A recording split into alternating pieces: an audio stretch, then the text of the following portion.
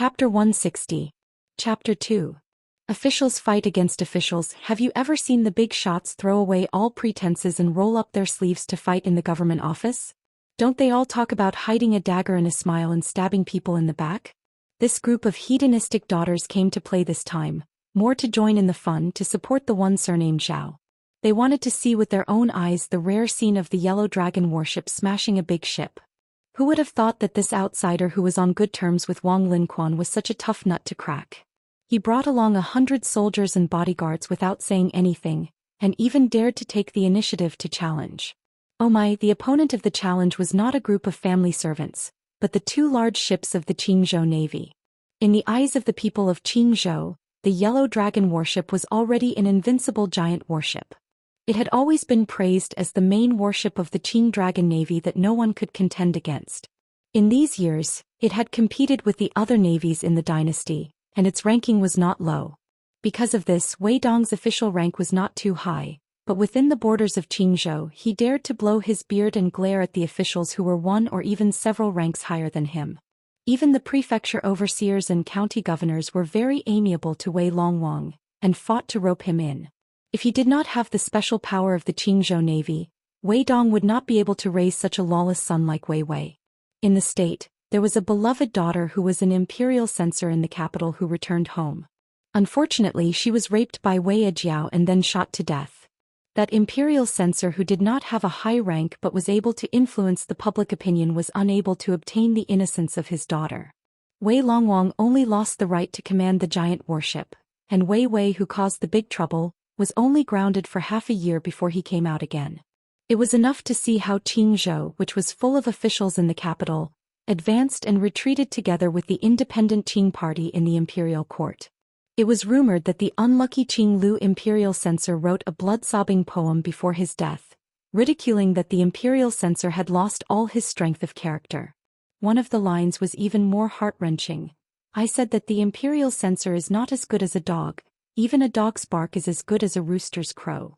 Su Fengnian once again pointed the spearhead at the son of the most prominent aristocratic family, in order to make the king of Jing and Zhao Heng refrain from shooting at the rat for fear of breaking the vases.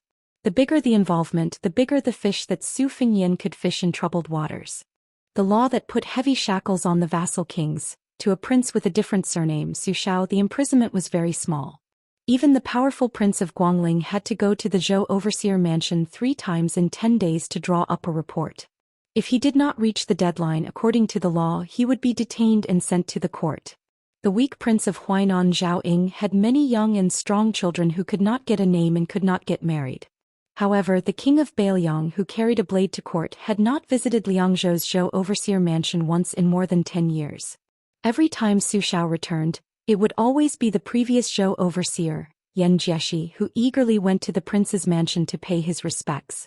Presumably Yan Jieshi, who defected from Bailiang, was stifled with resentment. No wonder after arriving in the capital he became the most fiercely critical and loyal minister of Bailiang's military. With his daughter married off to the Prince Zhao Yanwu, Yan Jieshi now had the status of a relative. The outside world speculated that he would soon fill the 4th-ranked Lingyan Pavilion's Great Scholar position. The Palace Hall's Great Scholar position at the top of the Palace Hall's Great Scholar position was like a great pillar of the country, one of the 2 great empty titles of the several hundred-year-old dynasty, something that no one dared to hope for. If Zhang Julu took another step forward, he might have a chance of seizing this special honor and laurel. Only with Grand Secretary Zhang's ability to endure patiently for 20 years, he most likely wouldn't let himself be roasted on a stove like his political enemy, Su Shao. Only Su Fengnian seemed to have underestimated the courage and insight of Wei Wei, this group of Qingzhou hedonists who were used to being vicious and merciless. Wei Wei's arrow didn't do anything, and then when he heard Su Fengnian ask if he dared to fight, he was so angry that he wanted to die. He turned around and ordered the ship general, who had always obeyed his orders, use the battering pole. The battering pole was a powerful weapon in naval warfare, especially in close-quarters battles between large warships. It was destined that one couldn't use the hook to overturn the ship. Skilled sailors would often smear a thick layer of medicinal paste on their sails to block fire and attack, ultimately relying on this battering pole to smash down. The battering pole was like a large mast more than 10 zhang in length. On top of it was a giant rock, below it was a mechanism. When the enemy ship approached, the battering pole would smash it to pieces. Su Fengnian turned around to look at Ning Amei and Wei Shuyang, saying with a light laugh, "To measure a navy's strength, we can look at how many times the battering pole is clumsily used. In my opinion, this Qingzhou navy can only use it twice at most. If they want to use it 3 times, they'll have to burn incense high. Compared to the Guangling navy, they are far inferior." While they were talking and laughing, the Qingzhou Yellow Dragon had already begun to prepare the battering pole. Under the command of the 2 generals on the ship, the helmsman and the Yellow Dragon responsible for battering the pole began to get busy under the command of Qiao Zhuoshi. The men and women who were standing on the 3rd floor returned to the cabin. Wei Wei and a few fierce young masters whose hands were tainted with murder cases sat by the window to watch the battle. The young master who was scolded and beaten by Su Fengnian raised a cup of wine. He did not drink but only continuously twirled the porcelain cup with his fingers. His face was as calm as water. He sat alone in front of the table. No one dared to approach him. This young master, who was usually known for his elegance and simplicity in Qingzhou, was like a coiled poisonous snake. The young ladies in silk and satin sleeves gathered together and whispered. Originally, there were 1 or 2 girls who leaned towards the Qingzhou Yellow Dragon, but unexpectedly, they were affected by the chatter of their companions. Their eyes were shining as they recounted the good things about the young master from other places. They talked about how heroic and elegant he was, how beautiful he had a pair of beautiful eyes, and how powerful he was when he wielded his blade. Those who were not firm in their stance immediately changed sides and could not wait to run out and cheer for the unknown white-robed young master. When the young ladies who were born in a rich family but lived a peaceful life gathered together, what they talked about the most was the interesting men they met. Apart from that outstanding young master, their family backgrounds were not inferior to Wei Wei and the others, so they naturally didn't need to care about their faces. Qingzhou, where interests were intertwined, was quite xenophobic. As a result, when Wei Wei shot the imperial censor's daughter to death, the Green Party in the court pinched their noses and helped clean up his mess. Moreover, Qingzhou's internal friction was very small. Therefore, no matter how rude and violent Wei Wei was, he could still be considered kind to the women on the ship. He didn't even mind being mocked by them about some embarrassing things. The common people said that he was an evil flood dragon on the river, but they were more than happy to tease him that he was not a dragon but a worm. Wei Wei did not get angry and accepted it gladly. The Green Party, being able to have its current status, able to compete for power with Grand Secretary Zhang's bloodline, Great General Gu's army, and various old and new noble factions, was inseparable from the blind unity of Qingzhou's rich and powerful young masters. This was the foundation of the Green Party, whose scholarship was not prominent and governance was more mediocre. Wei Dong understood this well, and so did the province overseer Huang Fusong. The old foxes in high positions in the court were even more unswerving.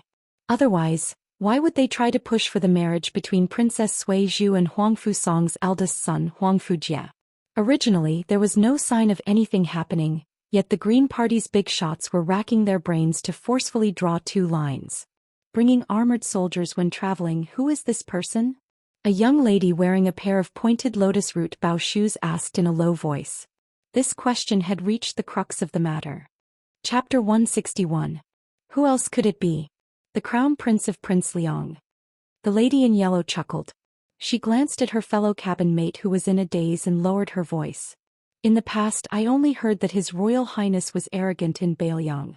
Now that I've seen it, I truly believe it. If it was our prince who went to Bailiang, would he dare to be so arrogant in front of Su Zhugu's descendants? No way. Our king of Jing and can't compare to the king of Bailiang. Now the king of Bailiang is going to the capital to meet the emperor. I heard from my father that he is going to ask His Royal Highness for an official robe. The other vassal kings don't even have a chance to enter the capital. That Su Zhugu is more powerful. The lady with the oval-shaped face laughed. I heard that the king of Bailiang dotes on the women he fancies very much. Spending a lot of money to buy a smile is an understatement. When my second sister married to Bailiang, she sent me a letter saying that all the women in Liangzhou would be proud to be brought back to the palace by His Royal Highness. Look at Wei Chongzi, who only knows how to destroy flowers. We really can't compare. Can the king of Bailiang really be hereditary? The lady with small feet asked in surprise. Who said that a woman's virtue was if she had no talent? If she wanted to marry into a good family of equal social status, she would not be able to take care of her husband and children if she did not have talent. Even if the wives and concubines in the noble families fought, she would suffer. There was once a Yanji vice commentator who talked about the women of the world. She said that the women of northern Liang could rein in horses, the women of eastern Yu were graceful and talented, the women of western Chu were loyal, and the women of Qingzhou were the most attractive. This was not without reason. Qingzhou women could always gain a foothold in their husband's family after marrying out of the country. They could hold the position of the first wife and make the concubines suffer. Of course, this was inseparable from the power of the Green Party. The women of Qingzhou always had a naturally keen sense of the intrigues of the imperial court and the deceit of the Jianghu.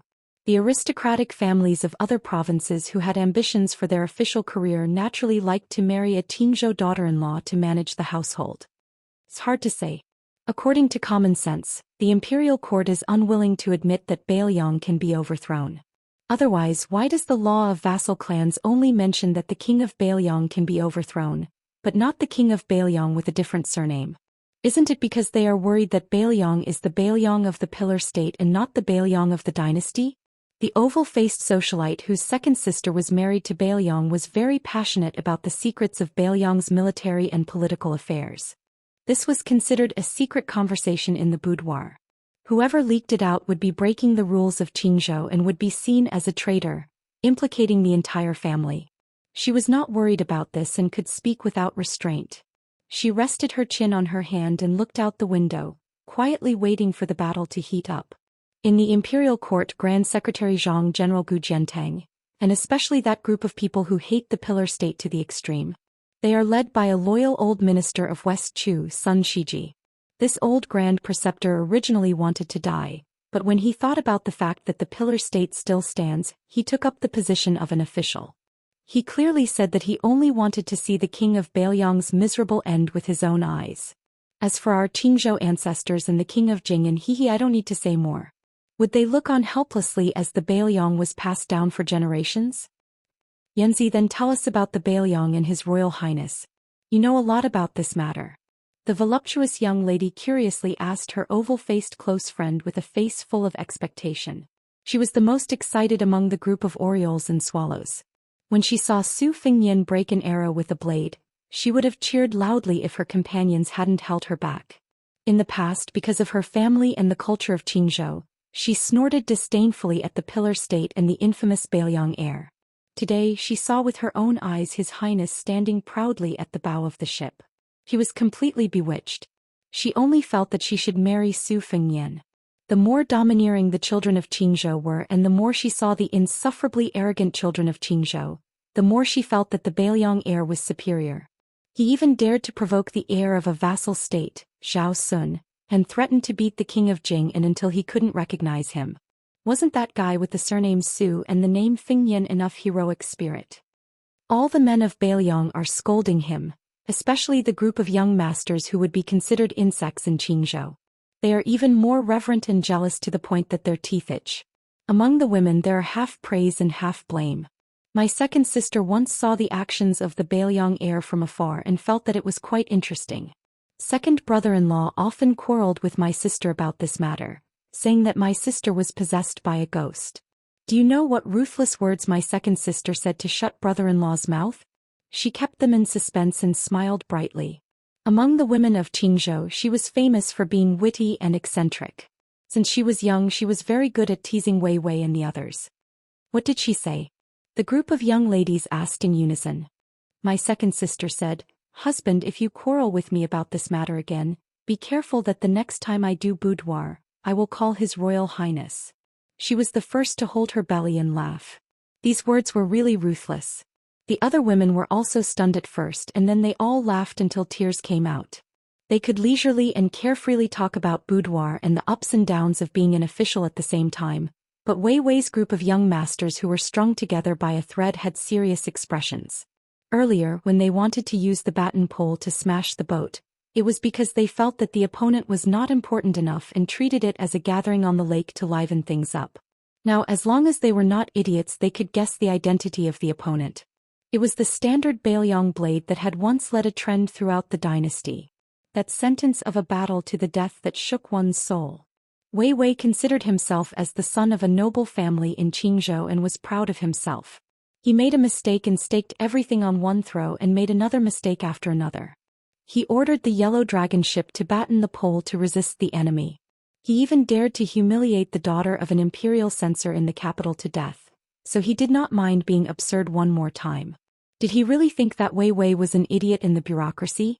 Regardless of the result of this battle, as long as he did not kill the heir of Bailiang, Wei Wei's reputation of defeating the Bailiang army would be spread all over the country. Even the imperial palace would hear a thing or two about it. Who would not give a thumbs up and praise Wei Wei for being loyal and righteous even though he did not study? That year his father was implicated by him and was unable to command the giant ship Crimson Banner. His father had been regretting it all these years. Today's feat might be able to smoothly push his father Dragon King Wei to the highest position in Qingzhou. That white-robed heir of Bailiang with a blade was undoubtedly the best stepping stone. Different from the boorish Wei Wei, the heir of the noble family had a deeper thought and his face was gloomy. That person in the imperial palace had always liked to see the vassal kings fighting openly and secretly, otherwise there would not be the imperial clan law that two kings could not meet.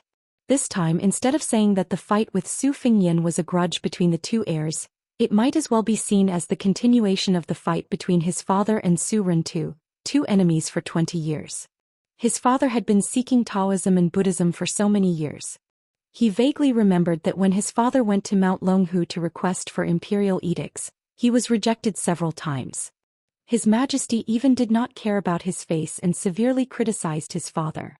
One of his younger brothers was even demoted to a commoner and sent to the inner circle of the high walls of Fengyang with 60 people.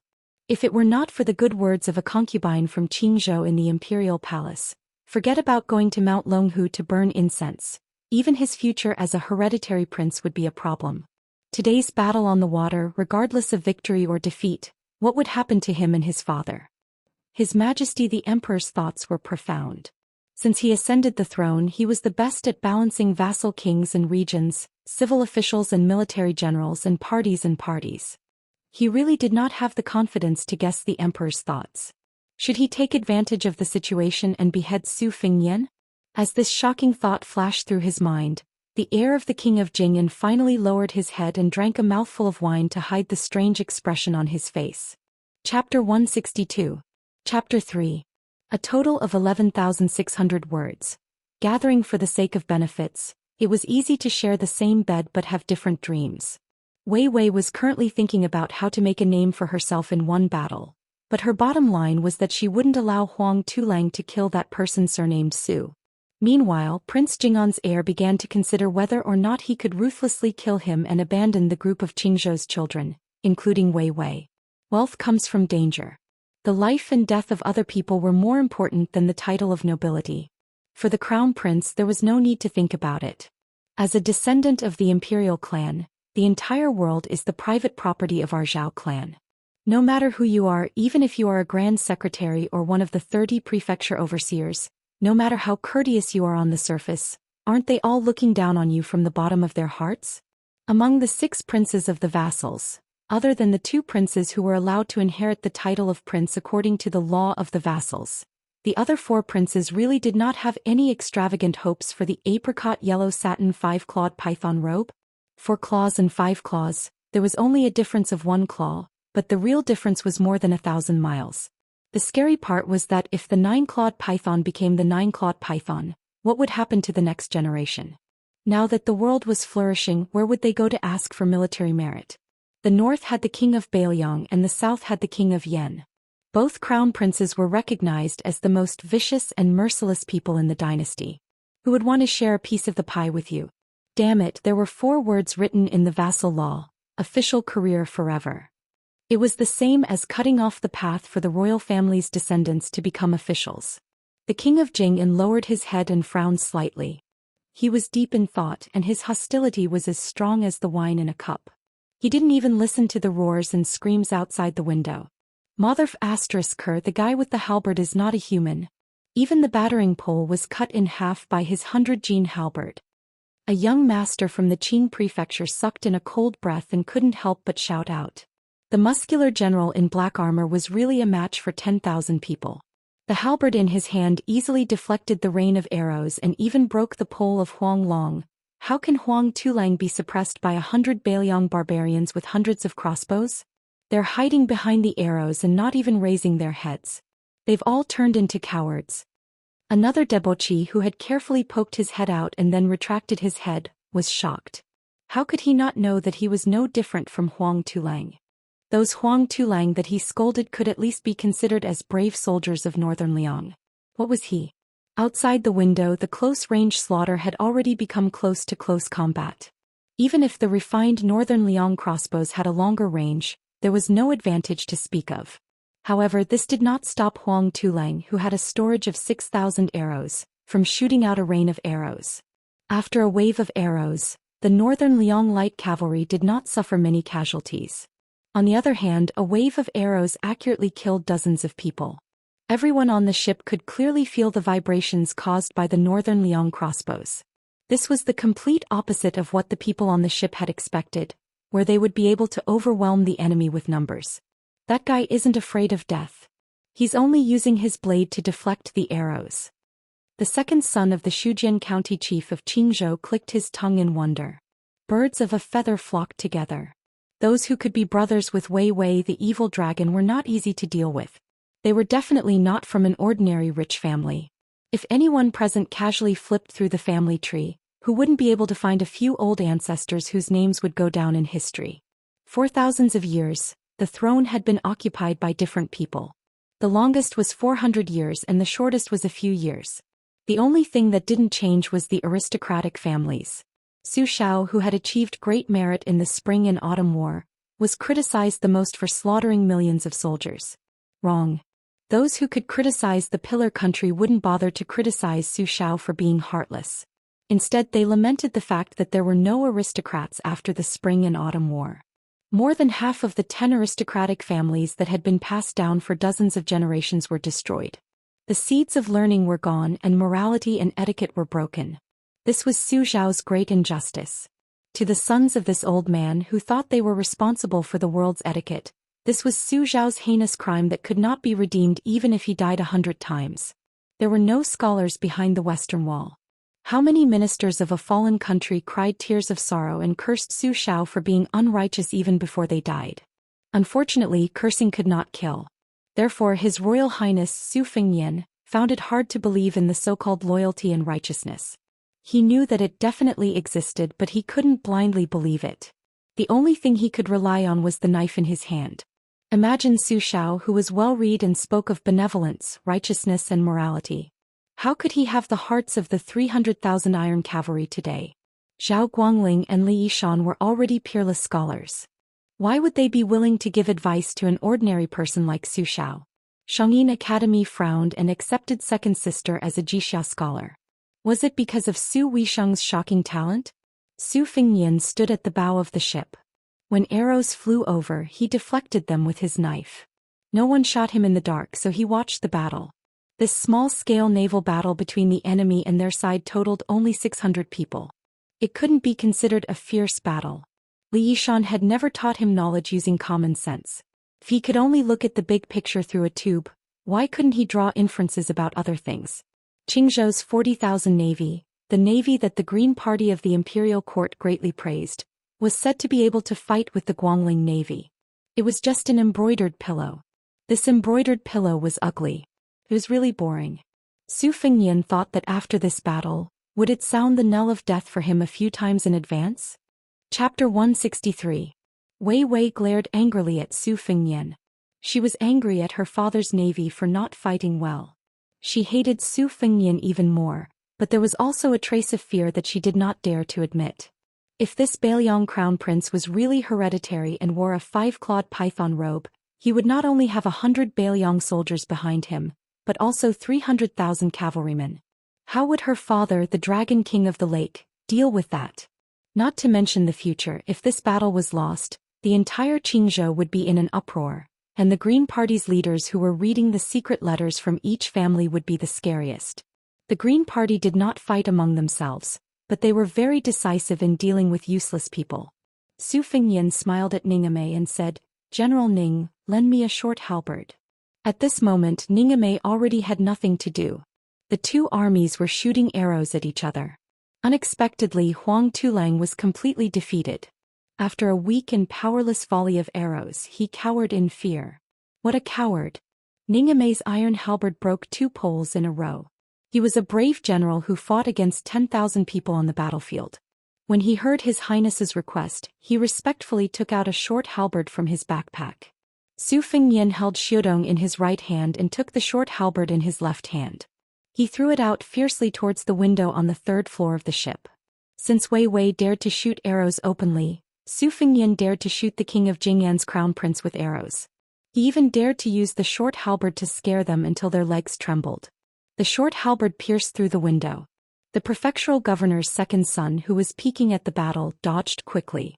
He only had a cut on his cheek and the short halberd nailed into the ceiling.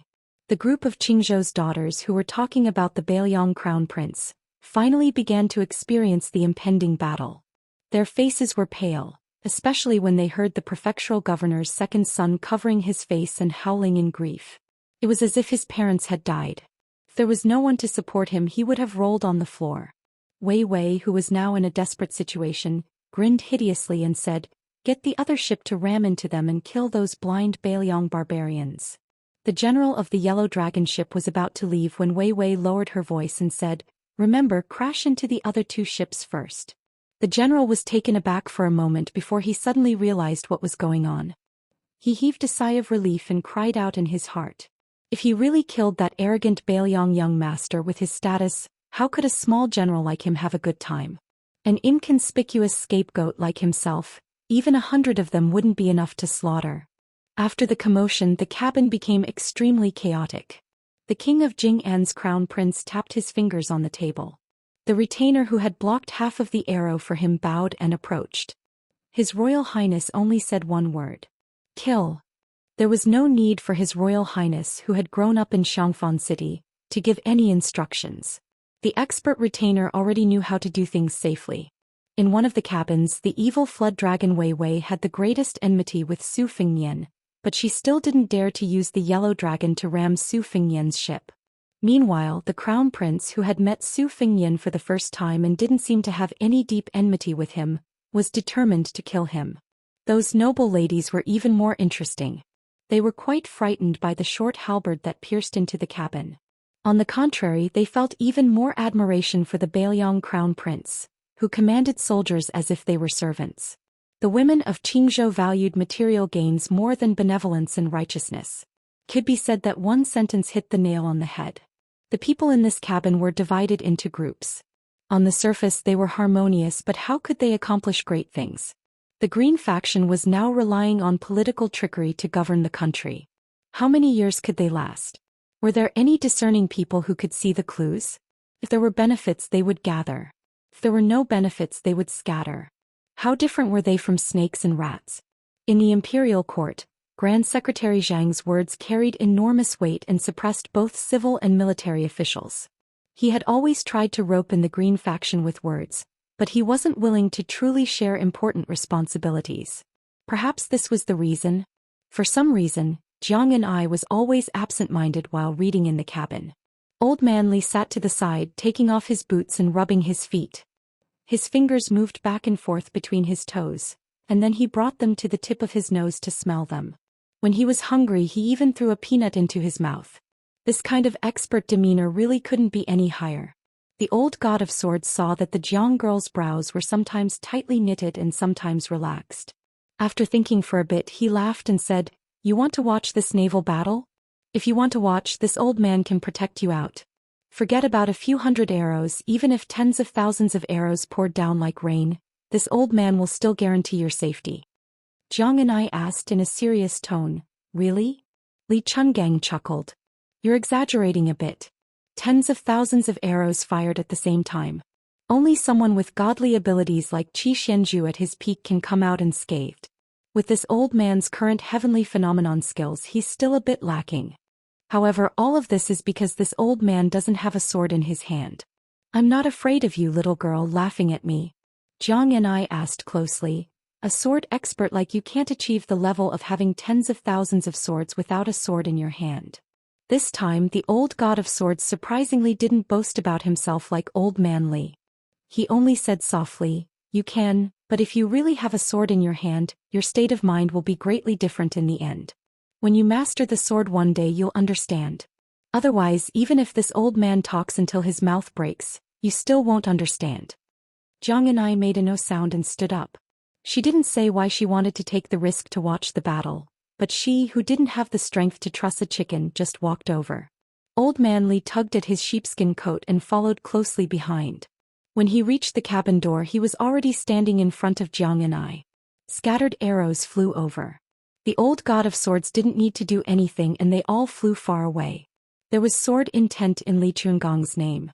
These words weren't said for nothing. Perhaps this one-armed god of swords felt that the arrows were an eyesore, or perhaps he couldn't bear to see Zhang and I in a state of panic.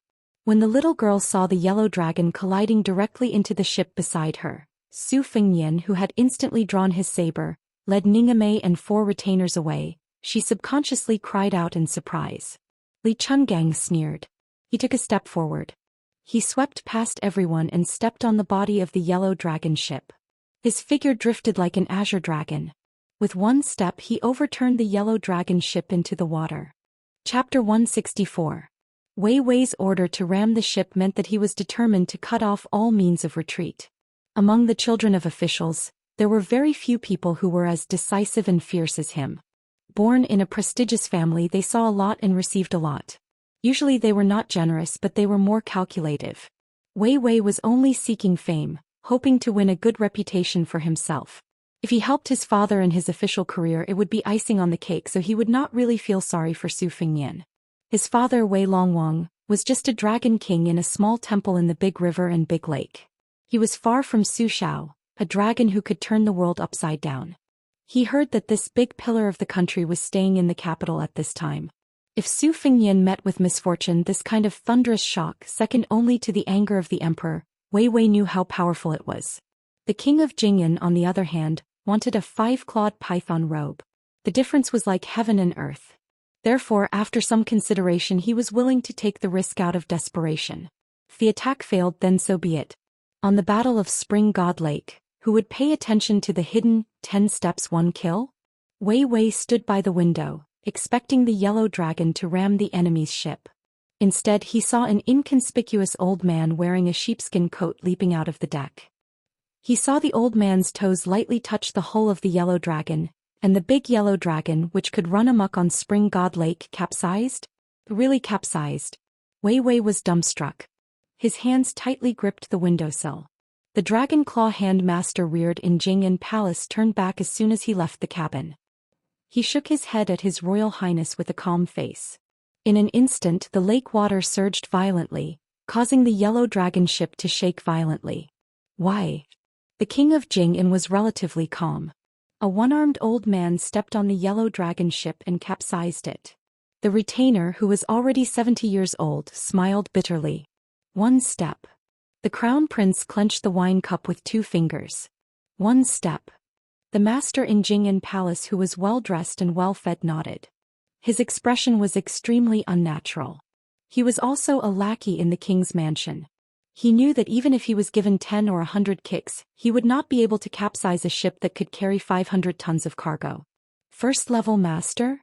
The crown prince suddenly laughed. The retainer sighed helplessly, not far off. The crown prince seemed to be much more relaxed. He was not discouraged by the one-armed man's feat. He asked curiously, "One-armed? Do you know of a one-armed master in Bailiang?" The squire shook his head. "I've never heard of him. He's probably a figure that Bailiang Palace secretly invited out of seclusion." Crown Prince King of Jingyan stood up and prepared to go to another cabin. Out of sight, out of mind. The general of the ship had already sent Huang Tulang to save them. Even he had been stepped on by the old celestial.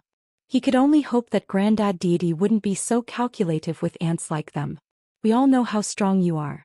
Rest well and don't kick us a second time." Wei Wei knew that the situation was hopeless. It was over. His face was ashen.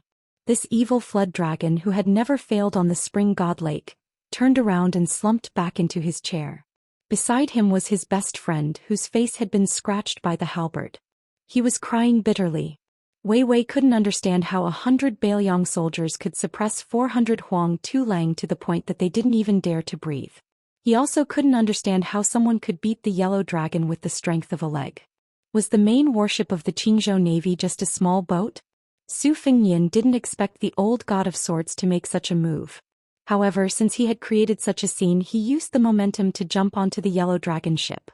The Huang Tulang, who were busy trying to salvage the people who had fallen into the water, all ran away in fear. The old Daoist Wei Shuyang, the halberd Ningame, and Lu Yangshu all followed His Royal Highness and jumped onto the yellow dragon. They went up to the third floor, which was originally used as a lookout. Coincidentally, they met Crown Prince King of Jing, and who was about to leave in a hurry. Su Fengnian used the winter-embroidered scabbard to press against the Crown Prince's chest. The Crown Prince's personal guards tried to stop him, but they were instantly pointed at by Ningame's halberd and surrounded by Lu Yangshu and the other two. The dragon claw hand expert who had been pampered in the Jing'an palace didn't dare to move. Su Fengnian used a bit of strength on the winter-embroidered scabbard and pushed the Crown Prince, whose identity he had vaguely guessed, back into the cabin. The group of people inside, more than 10 of Qingzhou's most prominent young masters and daughters, all looked at the white-robed white horse and Bailiang butcher's son. The Qingzhou socialites widened their eyes in surprise, amazement, fear, and worship. Just their expressions and gazes were a moving picture. The Green Party in the imperial court was powerful. Who outside the borders would dare to challenge the tightly knit Qingzhou children? Not to mention that the King of Jing and His Royal Highness were standing in the circle. Su Fengnian smiled and asked, "Kid, you want to slip away? This yellow dragon ship is only so big. Where can you hide from this Crown Prince?" On the surface, the King of Jing'an's Crown Prince appeared to be extremely cultured. Obviously, he had received the teachings of the King of Jing in Zhaoheng. Even with Su Fengnian's scabbard pressed against his chest, he still had a look of indifference on his face. Indifferently, he said, "I'm going out to get some fresh air. While I'm at it, I'm going to experience His Royal Highness's elegant demeanor." Su Fengnian slightly retracted the winter-embroidered scabbard, but he didn't put it back on his waist. Instead, he raised it and lightly slapped the face of the guy in front of him. This action was extremely humiliating. Su Fengnian's mouth was even more mocking as he said, "Don't think that this Crown Prince doesn't know who you are. Surnamed Zhao, given name Sun, the eldest son of the King of Jing in Zhaoheng. How can there be such a big gap between you and my Crown Prince?" Zhao Sun, whose cheeks were red from the slap, looked straight at Su Fengnian and calmly said, "The King of Bailiang's martial arts are unparalleled for thousands of years. My royal father is wholeheartedly devoted to Buddhism. Naturally, we can't compare." Zhao Sun's words had a hidden meaning, but it wasn't too big. Everyone could tell that the King of Jing'an's Crown Prince was simply saying that Su Fengnian's current glory was all because of his father, who carried the world's infamy as a butcher. It had nothing to do with His Royal Highness. Su Fengnian's winter-embroidered scabbard was especially forceful this time. King of Jing'an's Crown Prince Zhao Sun seeped out a trace of blood from the corner of his mouth. Su Fengnian smiled and said, "Well said, you deserve a reward. This Crown Prince will reward you handsomely with a winter-embroidered scabbard." Zhao Sun was still forcing a smile. Jing'an Palace's retainers were already prepared to risk their lives to save their Crown Prince.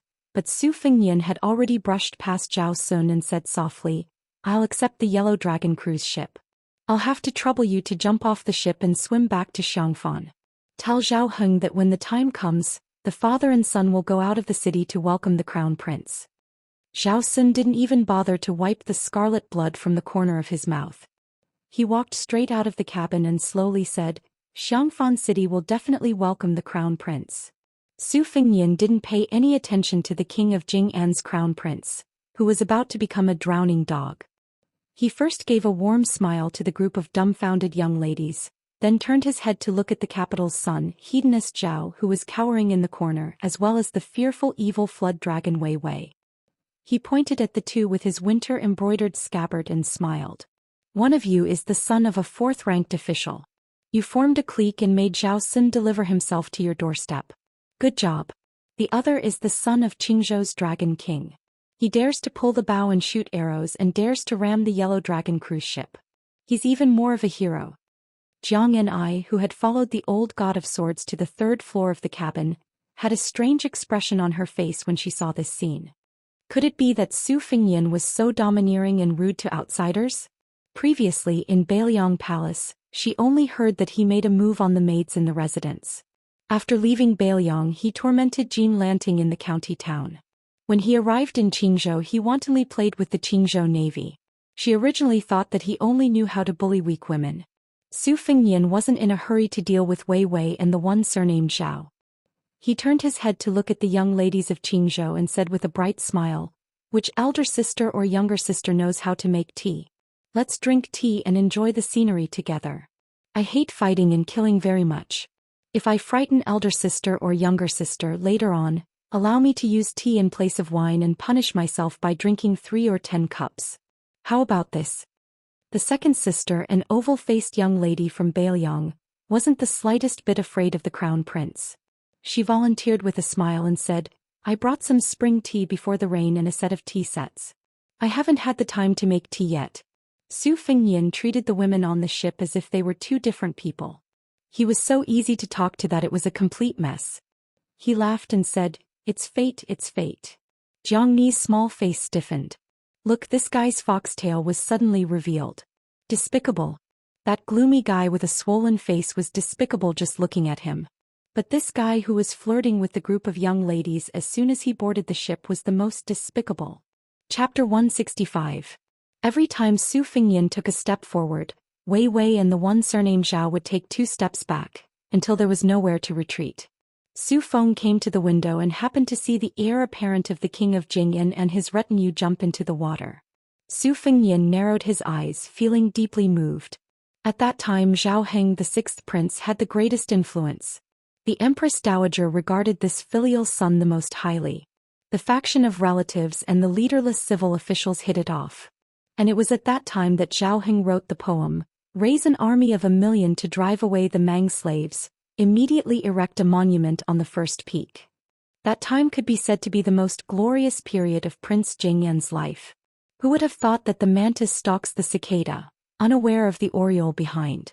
The second prince, who was originally the least favored, suddenly appeared out of nowhere. It was unknown how he obtained the full support of the eunuchs, chamberlains and military generals. First he secretly detained the Empress Dowager, then he launched a series of assassinations. Several powerful relatives died in one night. The posthumous edict appeared again. It was clearly written that the previous emperor wished for the second prince to ascend the throne. The second prince rightfully sat on the emperor's throne and became the current emperor. The 8 princes contended for the throne, causing a disaster. In the end, only one of the former crown prince died. In fact, in the eyes of those with discerning eyes, this could be considered as His Majesty the Emperor being merciful and lenient. It was much better than the deaths of all the princes and grandsons of the previous dynasties. Zhao Heng and the other princes were successively conferred the title of vassal kings, each having their own fiefdom and military power. Although the vassal laws was extremely harsh, Prince Jing and Prince Xiao Heng, Prince Huainan, Prince Xiao Ying, and the other weaker vassal kings did not utter a single word of complaint that reached the ears of the people under the heavens.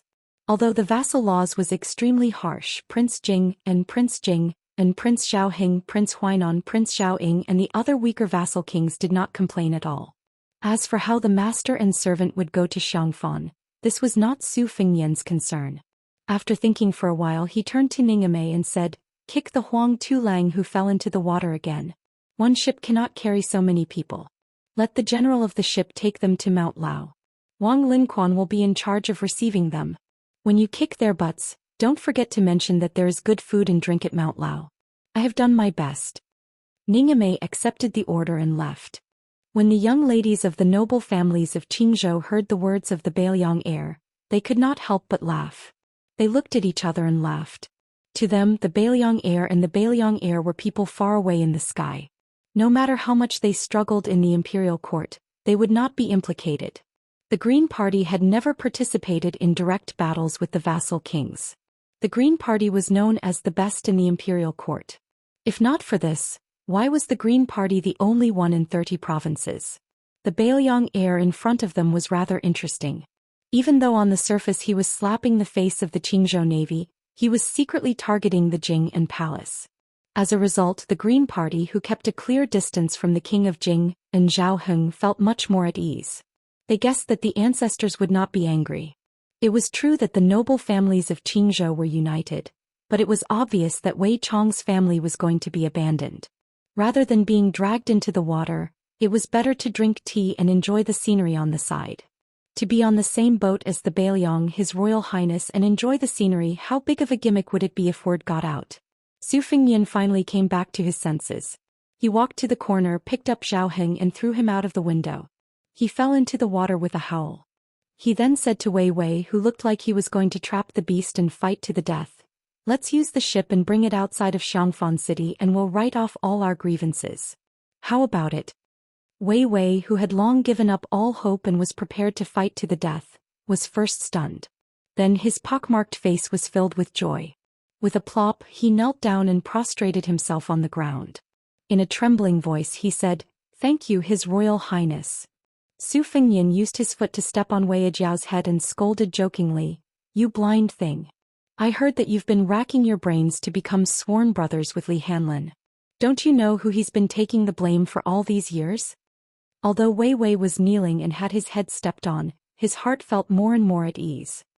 He raised his head and smiled flatteringly, "It's all my fault for not recognizing Mount Tai. A man who knows when to yield and when to stand tall." This was true on and off the bed. Even if it was someone like Wei Wei who only knew how to be an unscrupulous hedonist, there were masters in all three professions. Most of them were able to do something of their own. Su Fengnian smiled and said, "Get up. A man has gold under his knees.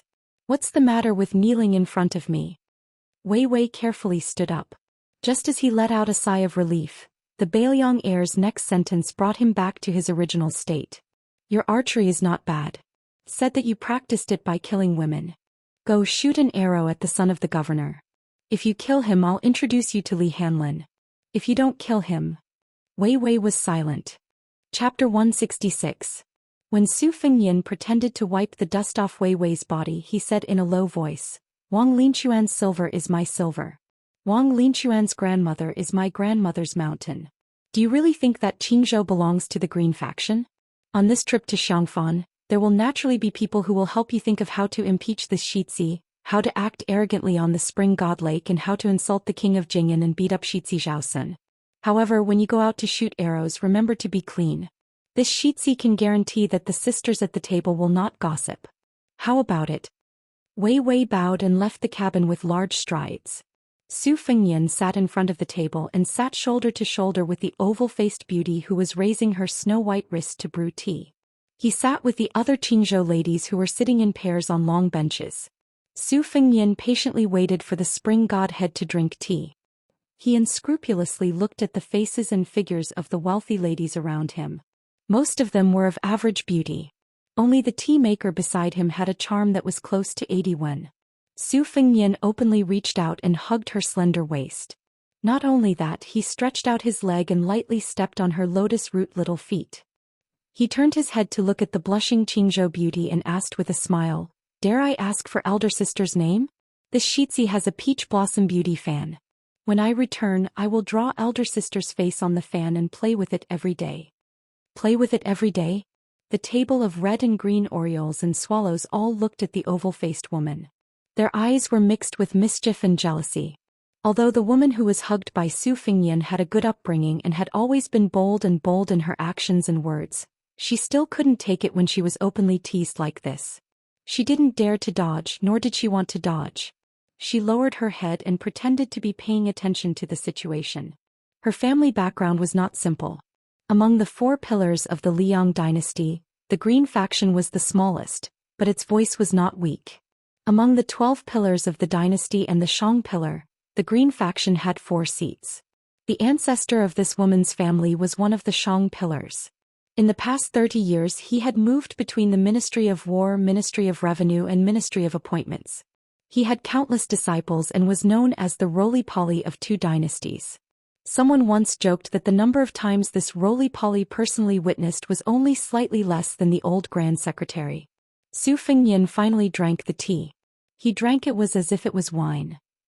He smiled and said, At night, if elder sisters and sisters feel that the blankets are not warm, just tell me and I will personally bring the thick brocade blankets. Naturally, there was another wave of bashfulness and coquettishness that could only be understood. The oval-faced beauty who was brewing tea quietly looked at Su Fengyan's side profile. She seemed to have noticed something and was in a daze. Su Fengyan turned his head and asked, "What's the matter?" She smiled gently and shook her head. After drinking the tea and winning a table full of laughter, Su Fengyan excused himself and left the cabin. He came to the bow of the ship. Yu Yue did not board the Yellow Dragon Fortress ship. Zhang and I and the old god of swords stood to the side. Wei Wei had already shot dead the dandy surnamed Zhao, who was still holding Yan Huan's arm and calling her brother the day before. She sat on the deck at the stern of the ship, holding her big bow in a daze. Su Fengyan opened his mouth and asked with a smile, "Not seasick anymore?" Zhang and I smiled coldly and said, "Isn't this tea delicious?" Su Fengyan pulled out a Bailiang arrow that was shot into the hull of the ship and held it in his hand. His body lazily leaned against the railing of the ship and looked at the vast lake. He said softly, "There's no taste. It's far from the spring god tea that I drank on Mount Lao." Zhang and I asked expressionlessly, "Are we really going to Xiangfan?" Su Fengyan nodded. Zhang and I frowned and said, "Are you not afraid that the king of Jing'an Zhao Heng will bring out thousands of men and horses to crush you into powder?" Su Fengyan laughed involuntarily and said, "The king of Bailiang, his royal highness, died in Xiangfan. Zhao Heng cannot bear this crime. If he was really ruthless and not so indecisive, the world would be his."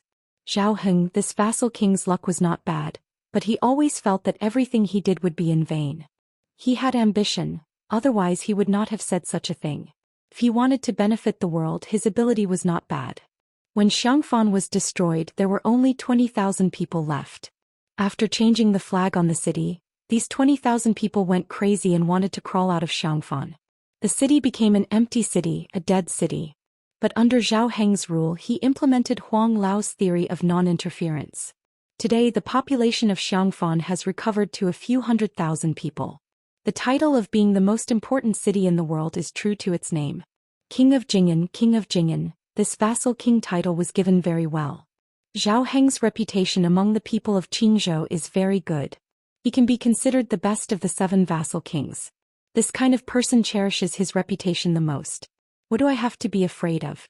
Maybe Zhao Heng will be worried that someone will frame him and will want to send troops to protect me. Little Mudman, do you believe me? Zhang and I said with a face of disbelief, "Are you talking nonsense?" The old god of swords smiled faintly. "Little Su is not talking nonsense."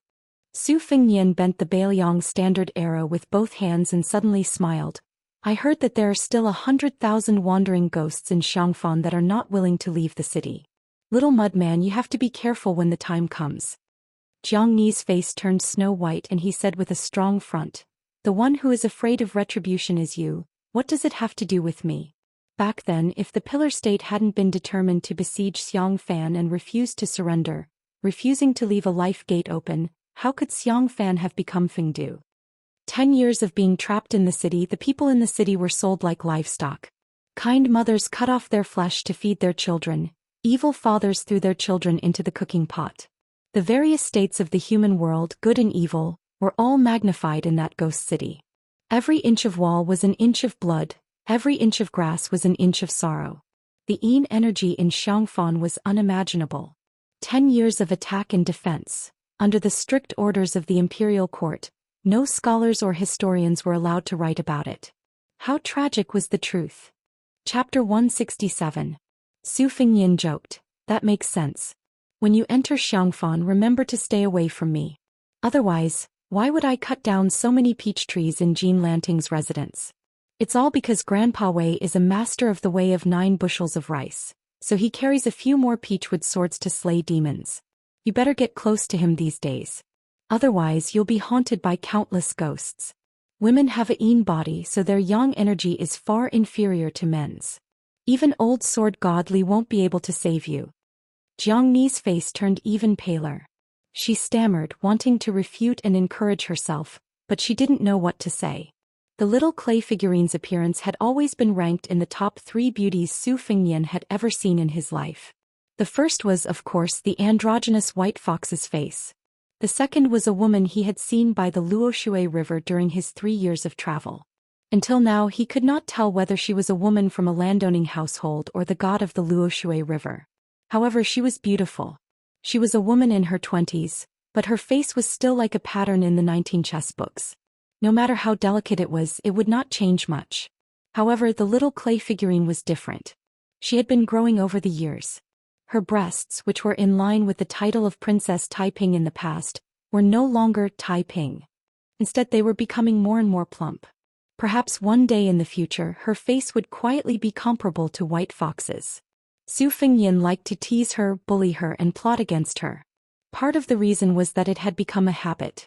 The old god of swords couldn't bear to see Jiang and I being deceived and frightened by this little scoundrel Su Xiaobei. He unhappily said, "Girl, this little bastard is deliberately deceiving you. Ghosts are like immortals. If you believe it, then there is nothing. This old man has traveled Jianghu and seen all kinds of strange people. When it comes to immortals, only old Daoist Qi can count.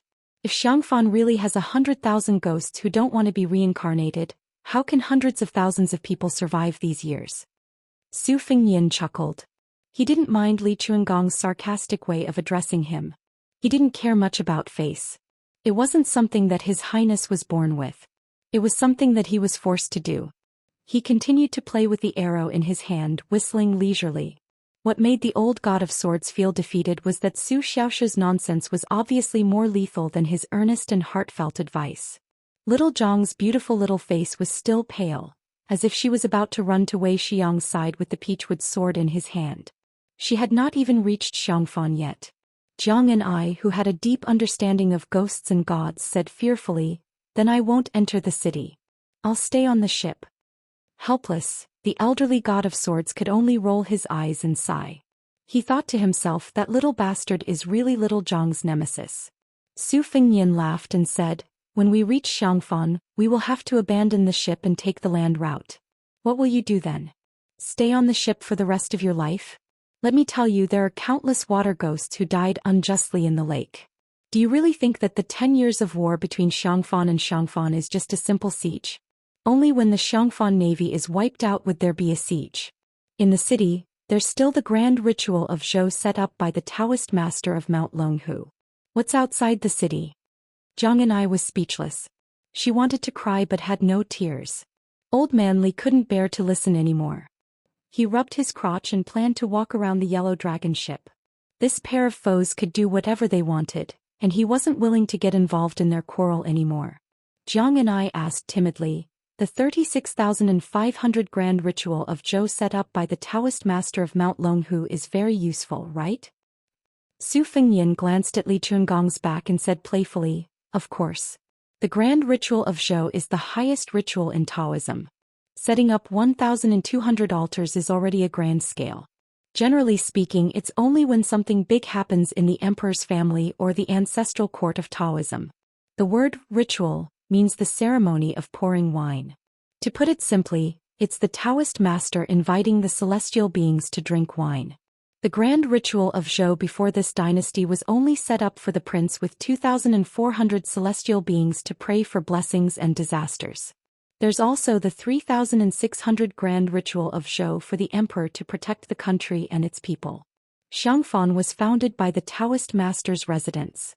The 36,500 grand ritual of Zhou was unprecedented in history. It's equivalent to inviting all the celestial beings in the heavens. Back then, the Taoist master's residence spent 900,000 taels of silver.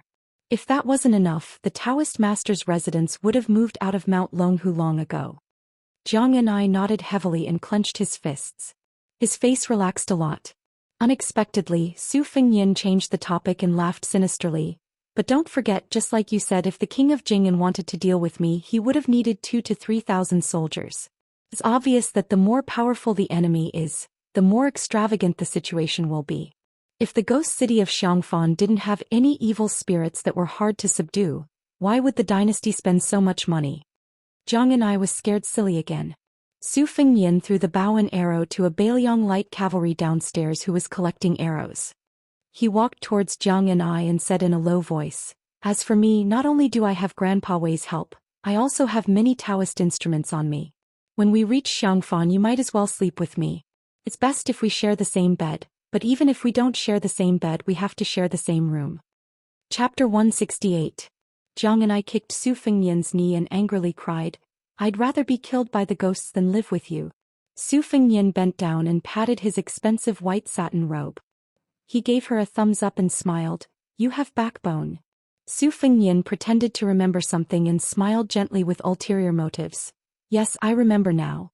The 100,000 wandering souls of Xiang and Fan are mortal enemies with Su Xiao, which means that they are my mortal enemies.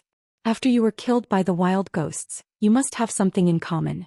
The more they like you, the more you can't be reincarnated. You can talk about my bad day and night together for 10 years, 100 years, 1,000 years. The little mudman stared at His Royal Highness, who was the most despicable, sinister, and scoundrel.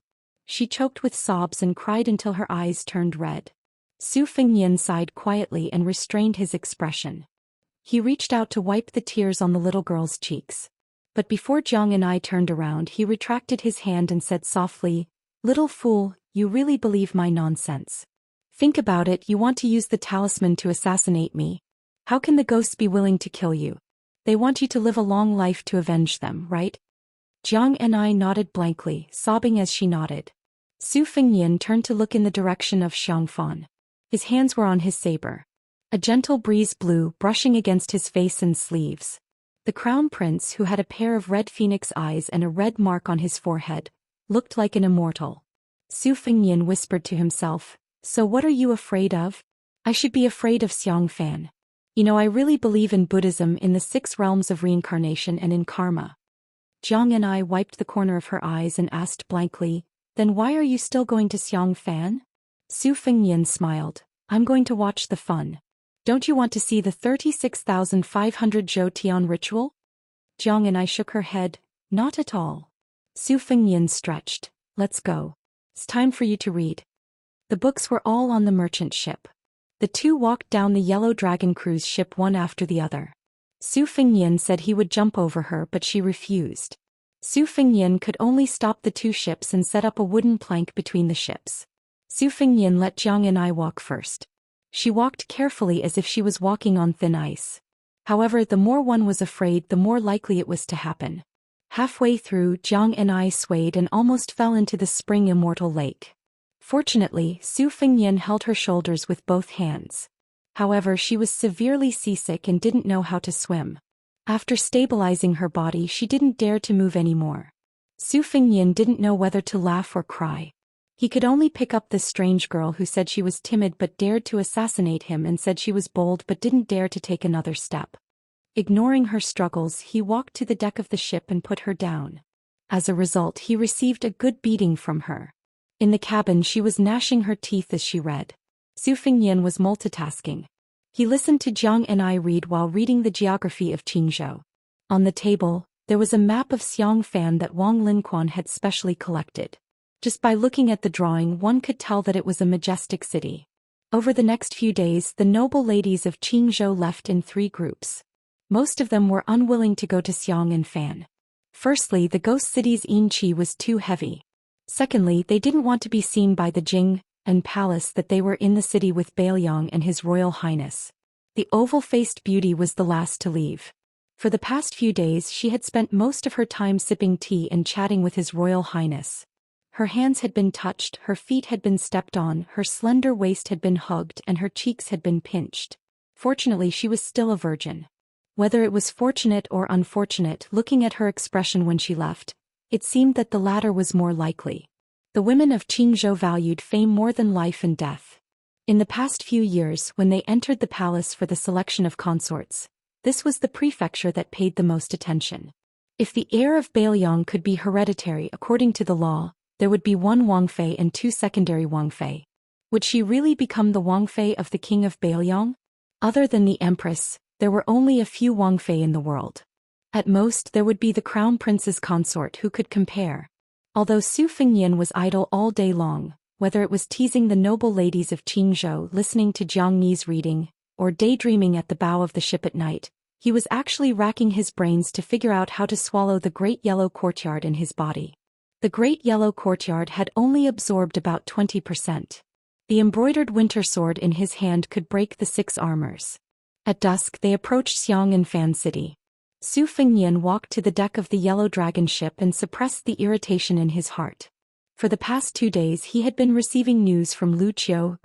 It was neither good nor bad. One was that the crown prince, who had not been confirmed for a long time, was finally coming to the surface.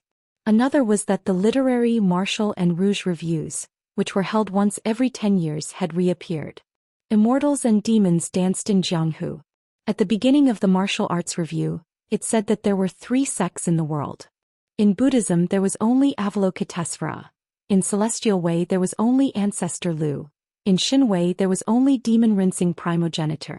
These 3 were the most mixed in the human world and were the closest to the people. Therefore it was evaluated that the great Guanyin of the western regions had entered the 1st rank, little Ancestor Lu of Dragon Tiger Mountain had entered the 1st rank, and the new chief of Wudong had entered the 1st rank. In the martial arts evaluation, there was a separate sword evaluation. Wudong sword maniac Wang Xiaoping and sword crown Wu Luding were listed. In the secret letter, Lu Qiu said that the great Guanyin had already left the western regions. Little Ancestor Lu's little celestial master Qi had also left the mountain. Obviously most of them were coming for Su Fengnian. The capital was in turmoil. All kinds of immortals and demons came one after another. What would Su Fengnian, who was unintentionally standing at the head of the tide, do? Chapter 169. When they arrived at Xiangfan they could see the famous Diaoyu platform on the city wall. The Diaoyu platform had supported the wall for 10 years and a half. On the signboard of the Diaoyu tower, there were 4 words, "Alone fishing in the central plains." Su Fengnian ignored Wei Wei and Huang Tulang and got off the boat. He rode his horse and galloped towards the ghost city in the twilight.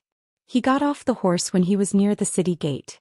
Jiang and I seemed to think that His Royal Highness had a Daoist instrument. He jumped off the carriage and trotted to Su Fengnian's side. Su Fengnian held back his laughter and pointed his embroidered winter knife at the top of the city wall. He squinted his eyes and said, "Do you see that? Back then, the #1 general in the world guarded there for 10 years. There are not many people who can make Su Xiao grit his teeth.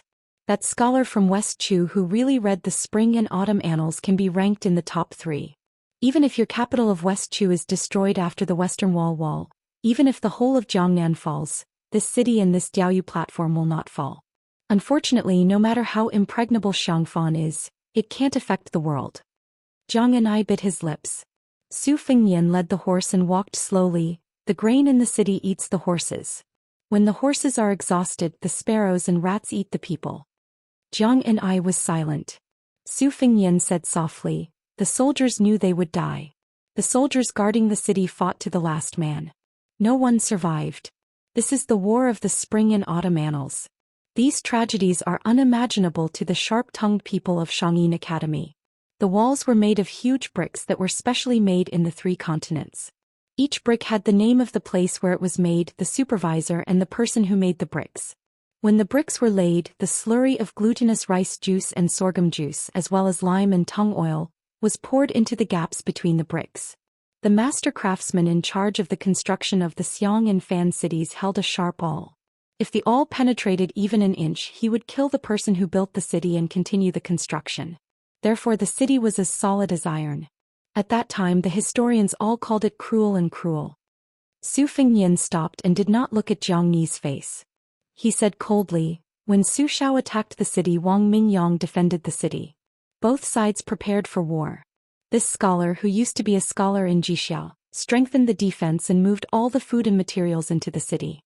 Even the houses were demolished and the wood, bricks and tiles were moved into the city. To prevent Su Xiao from digging a tunnel, he dug 100 wells along the foot of the city and placed large earthen jars covered with leather in the wells so that those with good ears could listen. Not to mention the 50,000 soldiers, he also divided the 150,000 people into different classes. Monks, craftsmen and paladins each had their own duties. The necessary materials for defending the city were divided into 2 categories: official and civilian. Then he selected Jianghu people who were good at fighting to patrol the city day and night to prevent spies from setting the city on fire. Wang Mingyang's military skills in the Xianxia Academy had been fully displayed in the past 10 years. Su Xiao once said that if everyone in Xianxia Academy was like this, he could even become a scholar in Jixia. Su Fengnian continued forward. To attack the city, one must first cross the river and cross the trench.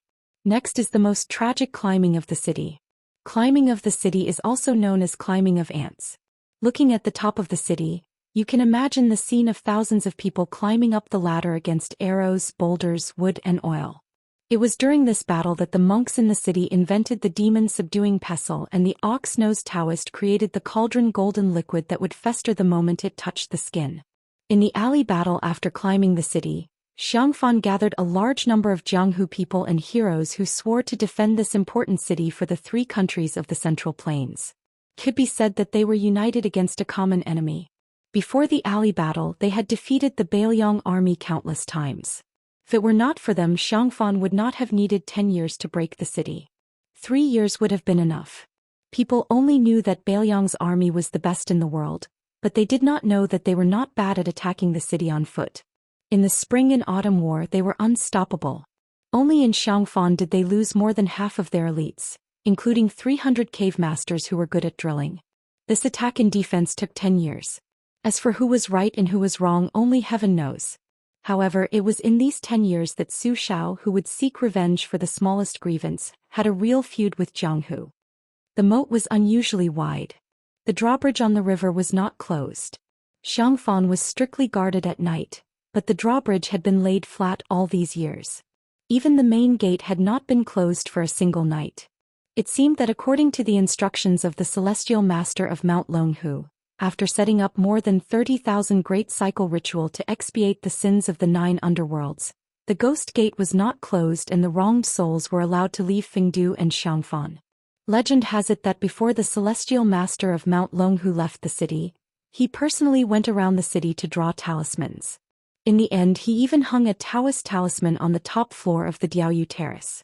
On it was written, "The heavenly spirits have returned to the heavenly spirits. The earthly spirits should return to the earth." He said that when the wandering souls of Xianxia dissipated, this talisman would burn up. However, the heavenly talisman had been written for many years and still did not disappear. Without a doubt, it became a haze that could not be removed from the hearts of hundreds of thousands of people in Xianxia. Su Fengnian led the horse forward. Under his feet were 2 young Kuei. Beside him was Jiang and I, who had a complicated expression. Su Fengnian subconsciously looked at the Diaoyu Terrace on top of the city wall. The moon was bright and the stars were sparse. The tower was magnificent. Su Fengnian turned his head to the little mudman and said gently, "Don't be afraid." Jiang and I, whose palms were sweaty, lowered his head and grunted. His Royal Highness could not see the person in the tower when he raised his head, but the person in the tower could see Su Fengnian when he lowered his head. The person in the tower had a slender figure. He wore an ordinary Taoist robe and hemp shoes. He wore a Taoist bun with a wooden hairpin and held a horsetail whisk in his hand. The top floor of the Diaoyu Terrace was a forbidden area. There were several respected old Taoists of Mount Longhu guarding it. Even the king of Jing'an was not allowed to enter. When the great celestial master left the city, he made it clear that only the Taoist master's mansion could set foot on it. If the little girl and the little monk went to the Taoist master's mansion to make trouble, they would recognize this Taoist master. He was the one who led them into the inner courtyard of the Taoist master's mansion. It was he who blocked the attack of the arrogant yellow-purple Taoist master's mansion with his white-tailed horsetail whisk. He also personally introduced him to Mr. White Lotus. This little celestial master of Mount Longhu was surnamed Qi. He had the same surname as the great immortal Qi Xuanzhen and the same appearance as one of the ancestors of Mount Longhu. He held a horsetail whisk in his hand and was praised by the national master who ruled the world as Tai Gong sits in Kunlun. After he left Mount Longhu, all kinds of rumors snowballed as if the whole world was praising him. However, he was indifferent because he didn't care about these things. To him, these great principles that most people couldn't understand were not principles. In the world, brothers were blind, children were filial, and husband and wife were in love. These were the principles. The great knowledge was just knowledge in the pile of books and classics. They were not knowledge. The old farmers worked hard to farm, the hawkers bargained, and the merchants pursued profits day and night. These were knowledge. He admitted that his Taoist roots were shallow, so he did not seek the way of heaven. He only wanted to enter the world through martial arts and help the world. He left the mountain for 2 things. The first was to enter Xianxia. Before his master went into seclusion, he said that the heavenly talisman would burn. He wanted to confirm it with his own eyes. The second was to make a trip to Wudong to confirm whether the young chief could really shoulder the way of heaven. As for how to judge, it was very simple. The horsetail whisk in his hand could be used as a sword. If it could be killed, it was fake. If it could not be killed, it was real. He turned to look at the heavenly talisman that connected the world with a red rope and frowned. The heavenly talisman was shaking. Su Fengnian narrowed his eyes and saw a strange woman walking out of the city gate. She had 33,000 strands of worry on her head. She wore a snow-white monk robe and a white snake was biting on her wrist as a rope. She was barefoot, but her jade-like feet did not cause a speck of dust. She walked lightly on the suspension bridge. Outside the city gate of Xianxia, the ghost Qi was as heavy as snow and covered the sky and earth. She was the only one who looked like a bodhisattva transcending all living beings. On the fishing platform, the heavenly talisman burned to ashes. 10,000 ghosts out of the city. The Daoist from the Daoist master's residence sighed. Mount Longhu has lost. Mount Lantuo has won. Chapter 170. The woman's skin was whiter than snow. When such a celestial woman walked out of the ghost gate of Xianxia, Su Fengnian's horse lowered its head and neighed, its hooves pounding on the ground. Not only this animal but the entire group of horses were doing the same. The young kuei's scales stood up under Su Fengnian's feet. Its whole body was scarlet and its face was ferocious, as if it had encountered something dirty. Su Fengnian opened his eyes and looked over. He didn't know if the woman was a celestial or a mortal walking on the suspension bridge. There was no one stepping on the moat, but in an instant, the water was turbulent and boiling as if thousands of soldiers and horses were passing by. The old god of swords, Li Chungang, showed a serious expression for the first time after leaving Liangzhou. With light steps he swept in front of Su Fengnian and Zhang and I, standing at the end of the suspension bridge and facing the woman from afar. The white-clothed Guanyin continued to walk forward until she reached the middle of the suspension bridge. The old god of swords stretched out his only arm and took off the dagger talisman. The two of them faced each other. No one saw her move on the suspension bridge, but the moat suddenly exploded. The mirror image of what everyone saw was distorted, and only the white-clothed Guanyin remained clear and independent. Su Fengnian finally saw the woman's beautiful face that seemed to be shrouded by thousands of snowy mountains. He was stunned. The woman was as beautiful as a painting and he knew who she was. Monk Long Shou, who claimed to be from Mount Lantuo, said that he wanted to bring him to the western region. This monk in red robes and cassock was very otherworldly, so Su Fengnian specially went to the Tide Listening Pavilion to read the secret scriptures. The woman in front of him was the top Buddhist figure list, the master of the Red Sect of Tantric Buddhism. She had a long list of titles such as Great Compassion Dharma King, Bodhisattva Mending Acupoint Master of Six Jewels. She was an old woman in her 40s. Su Fengnian thought that she was already old, and even if she had the skill to retain her youth, she would not be that pure and youthful. However, the woman in front of him was a little too tall, and her face was no different from a woman in her 20s. Her eyes were compassionate, and she was born with a red mole in the middle of her forehead. Su Fengnian thought that if he had known that the master of Mount Lantuo was so beautiful, he would have bargained with her. Dual cultivation? No problem. As long as the master was willing to leave the western region, Liangzhou's environment. His Royal Highness had mountains of gold and silver mountains. Would he lack of a bed? Su Fengnian calmed himself down and stood side by side with Li Chungang. He said softly, "This person is the Dharma King of Mount Lantuo, also known as the Bodhisattva of Six Pearls. It is said that she has Avalokitesvara Guru, Lotus King Guru and Wrath Vajra Guru. Can you defeat her?" The old god of swords held the divine talisman with one arm and was all smiles. If he didn't know the identity of the old man in the sheepskin coat, he would have mistaken him for an old fellow who didn't respect himself and was blocking his way to take advantage of his beauty. Li Chungang lowered his head and spat out a mouthful of green gang qi that Su Fengnian could see with the naked eye. It wrapped around the priceless divine talisman and shone brilliantly in the night. The old man said softly, "The monks of Mount Lantuo are known to be unkillable." Back then, the red-armored man fought with an old man with a pestle for 3 days and 3 nights. Neither of them could kill the other. The Vajra state of the First Order came from the Buddhism sect. This old man would like to see if he really has the Vajra body. However, it's unfair to fight with a little girl of the younger generation. Su Fengnian, who wished for the world to be in chaos, said, "The old god of swords is only holding a dagger. He's already conserving his strength and not bullying the younger generation." The cross-eyed old man glanced at His Highness the Crown Prince, who didn't want to settle the matter peacefully and only wanted to watch the battle from the sidelines. The corners of his mouth twitched, but he didn't mind. The reason why people couldn't make a name for themselves in swordsmanship was because they couldn't break 10,000 techniques with one sword. When fighting with others, they were afraid of this and that. They were so afraid that they would lose their swordsmanship in the end. Li Chungang was not willing to pay attention to Su Fengnian's narrow-mindedness. From Beiliang to Qingzhou and then to Xiangfan, he had been observing this Beiliang heir. The conclusion he came to was that this kid's talent in martial arts was not bad. He was determined to be ruthless. It was a pity that he started martial arts too late. Otherwise, he might have become a Chao Guanzi before he turned 30. The white-clothed Guanyin took another step forward, and Li Chungang was about to attack with a green dragon.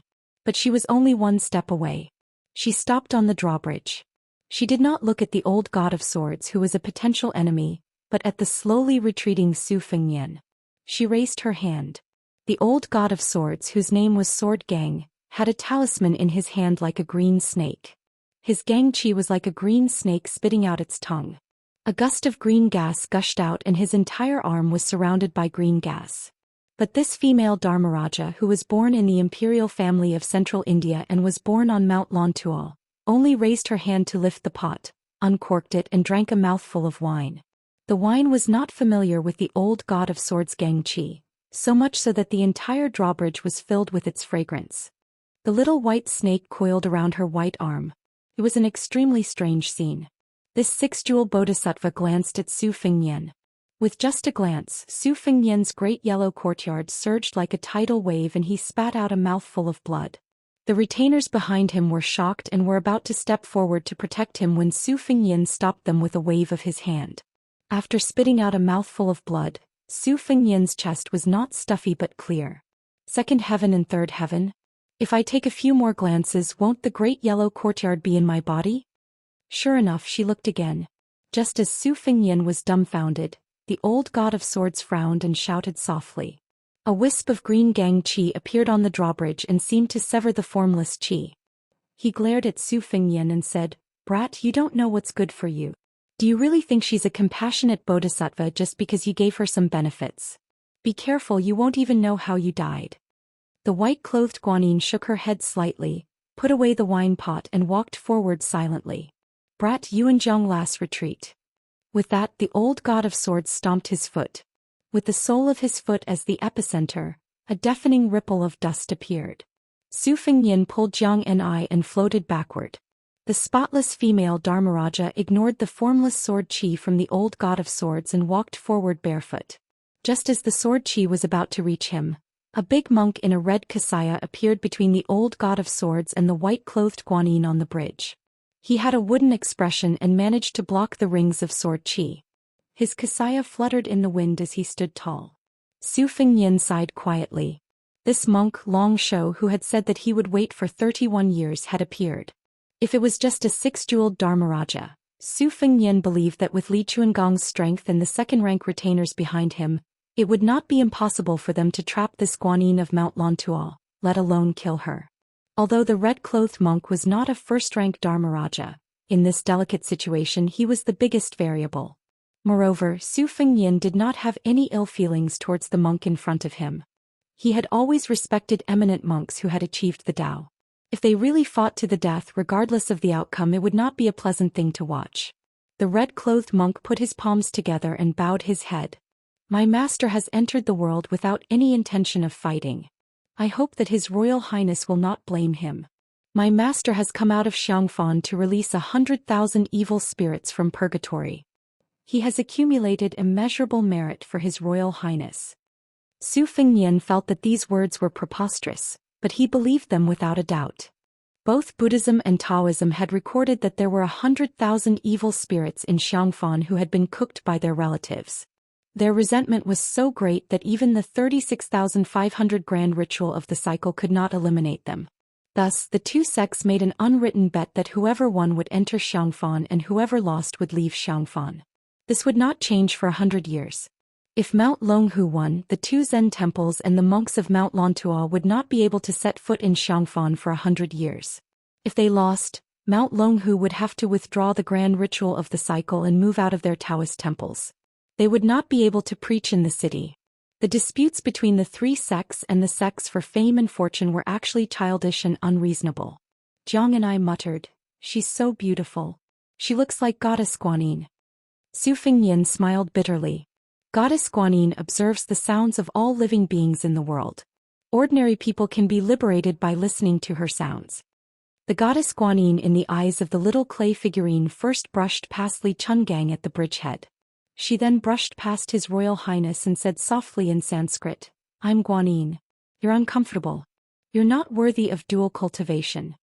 Su Fengnian did not know why, but he laughed and said, "Since I'm uncomfortable, may I ask Bodhisattva to be at ease?" ###tomorrow update is the title. Recommended a few books and cartoons. Crossing the South and Returning to the North, 13 lectures on ancient poetry. The unnatural death of China's literati, the Queen of Arms, was a female protagonist. The World of Acceleration was a pig's horn. Chapter 171. After Su Fengnian finished speaking, he noticed that Guanyin Bodhisattva beside him was a head taller than him. She was walking barefoot. Su Fengnian's height was already outstanding. Most of the men in the cold lands were tall and sturdy, but Su Fengnian did not appear short at all. Coming to Jiangnan, he appeared even more slender. Among the women beside him, Jiang and I was still growing. Tall women like Yu Yue and Shu Xiu were half a head shorter than him, but the female Dharmaraja was even taller than His Royal Highness. Not to mention how unconventional her clothing and temperament were, just her height alone was rather eye-catching. After the two brushed past each other, Su Fengnian very ungracefully turned his head to stare at the Dharmaraja of Mount Lontua. The wooden-faced monk Long Shou once again put his palms together, greeting His Royal Highness alone. The two had met twice in Bailiang. In addition, although Su Fengnian had a bad reputation, he was close to Su Fengnian. Everyone in Bailiang knew this, so the monk Long Shou did not dislike Su Fengnian. The red-clothed monk threw a peach at him, and Su Fengnian returned the favor by nodding his head slightly. Because of Wang Fei's worship of Buddhism, Su Fengnian loved the house and its crow. He was well versed in many Buddhist sections. This was not to belittle the principles of Taoism. He still agreed that the roots of the Central Plains were in Taoism. It was just that he had been exposed to the enmity between Su Shao and Taoism since he was young. It was inevitable that he would have some opinions about some Taoist figures. In fact, Buddhism had always been called the Western religion by the scholars of the Central Plains. It was a very derogatory term. After the War of the Spring and Autumn Kingdom, the remnants of the fallen countries that did not care about fame and fortune in the early days all hid from the world. Once they chose Buddhism, they were widely criticized by the people. They were called escape from Zen because of the fear of death, and cursed that the old monks' true colors were excellent. However, as the current emperor began to worship Buddhism, their views changed. There were no less than 10,000 wandering monks in the capital alone, but Buddhism did not have a leader. It was not as clear-cut as the Taoism of Mount Longhu. The black-clothed old monk Yang Taisui was the imperial tutor of 2 dynasties. He had enough skills and experience and was the best candidate to be the leader of Buddhism.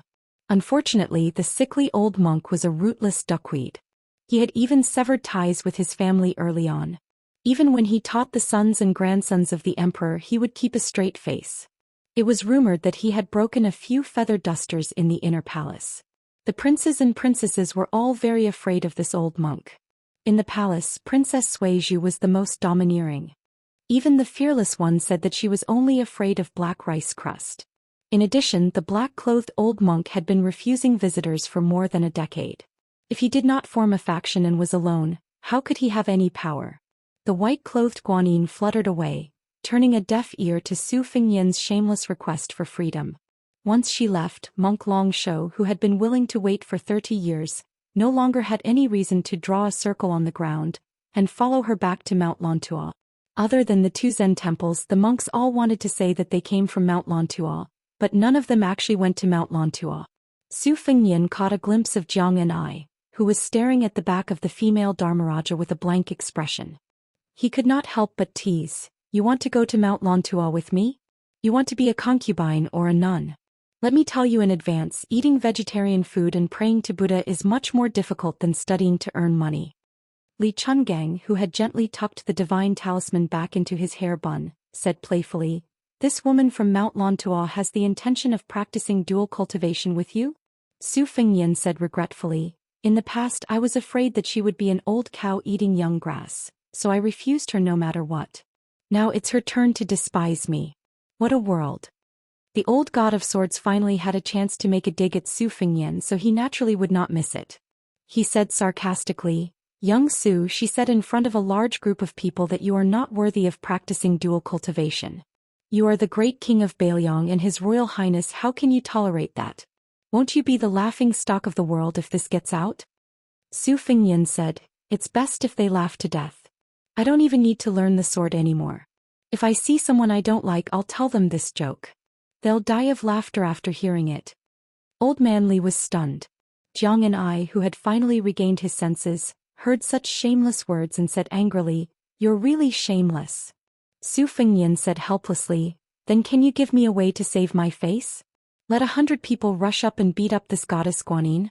Or kneel on the ground and beg her to practice dual cultivation with me?" The little clay figurine was in a good mood after seeing Su Fengyan being looked down upon by the goddess in her heart. She turned around and repeated with a smile, "Not worthy, not worthy, not worthy." Su Fengyan purposely distanced himself from Jiang and I. He looked at the city wall and sighed, "Tonight is a good day for 100,000 wild ghosts to come out of the city." Jiang and I immediately shut up and subconsciously walked closer to Su Fengyan. Su Fengyan took the lead and walked up the suspension bridge. Xiangfan was a typical majestic city in military books. The outer edge of the city was built with a protruding horse face. Su Fengyan walked past the moat and thought about the first attack and defense of the country war years ago. He could not help but remember the Trojan bull during the siege. He turned around and asked the old god of swords behind him, "What's the origin of the name Trojan bull?" Su Fengyan seemed to realize that this question was inappropriate after he asked it. To a swordsman, having his sword broken was undoubtedly the greatest humiliation in his life. Moreover, it was broken by two of Wang Xinji's fingers. He did not expect Old Man Li to be so nonchalant.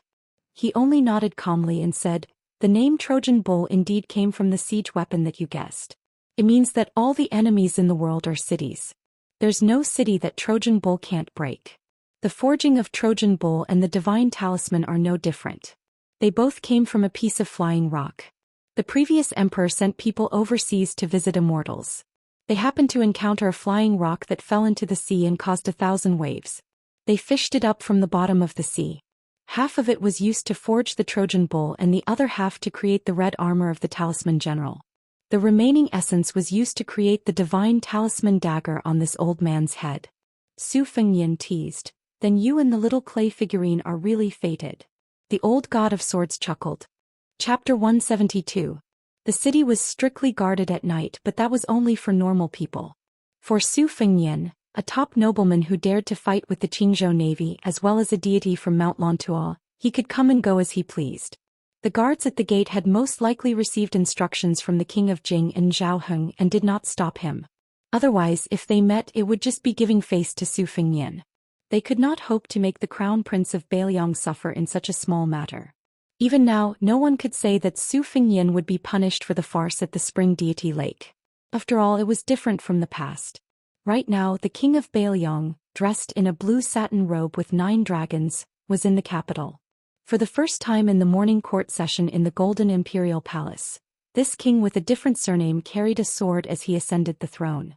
Faced with the censure of several officials, other than Zhang Julu, Gu Jiantang and the 3 grand secretaries of the palace, Ren Tu only stood there and dozed off, ignoring all of them. As for whether or not there was fear behind his anger, no one knew. There were rumors in the capital that the king of Bailiang and his cavalry were resting at the Xiamawi Inn, which was deserted. Everyone in the capital was delighted and applauded. They all said that this was the will of the heavens, and that the unjust will find little help. The fate of Bailiang had come to an end. The Xiamawi Inn was truly deserted. In the inner courtyard, the king of Bailiang, dressed in the garb of a rich man, was drinking green ant wine with an old monk in black. The wine was something that Zhou Xian had specially brought from Liangzhou to Greaton City. The old man in front of him, nicknamed the Sickly Tiger, had been forcefully dragged over by Zhou Xian. In fact, over the years, the green ant wine had been sold in the capital because of his second daughter, Su Weisheng's brother, appreciating the snow. However, the king of Bailiang had personally brought the strong wine for thousands of li. The gift was light, but the affection was great. This could be considered a way for Zhou Xian to express his attitude to an old friend in a foreign land. You young Taisui did not treat me as a friend. Even when I entered the city, you had to keep an eye on me for the emperor. However, Zhou Xian still treated you, old bald donkey, as a friend. That year you treated me as a farewell. The spring chill in the capital had long been eliminated, and the chirping of cicadas did not stop. However, Zhou Xian still seemed to be afraid of the cold. He raised his hand and exhaled. He sighed and said, "When I left the capital, I remembered that the dynasty had 1,864 post-house stations. Now that so many countries have been annexed, can there still be half left?" The black-robed old monk said calmly, Great Peace City, the world is at peace and stability."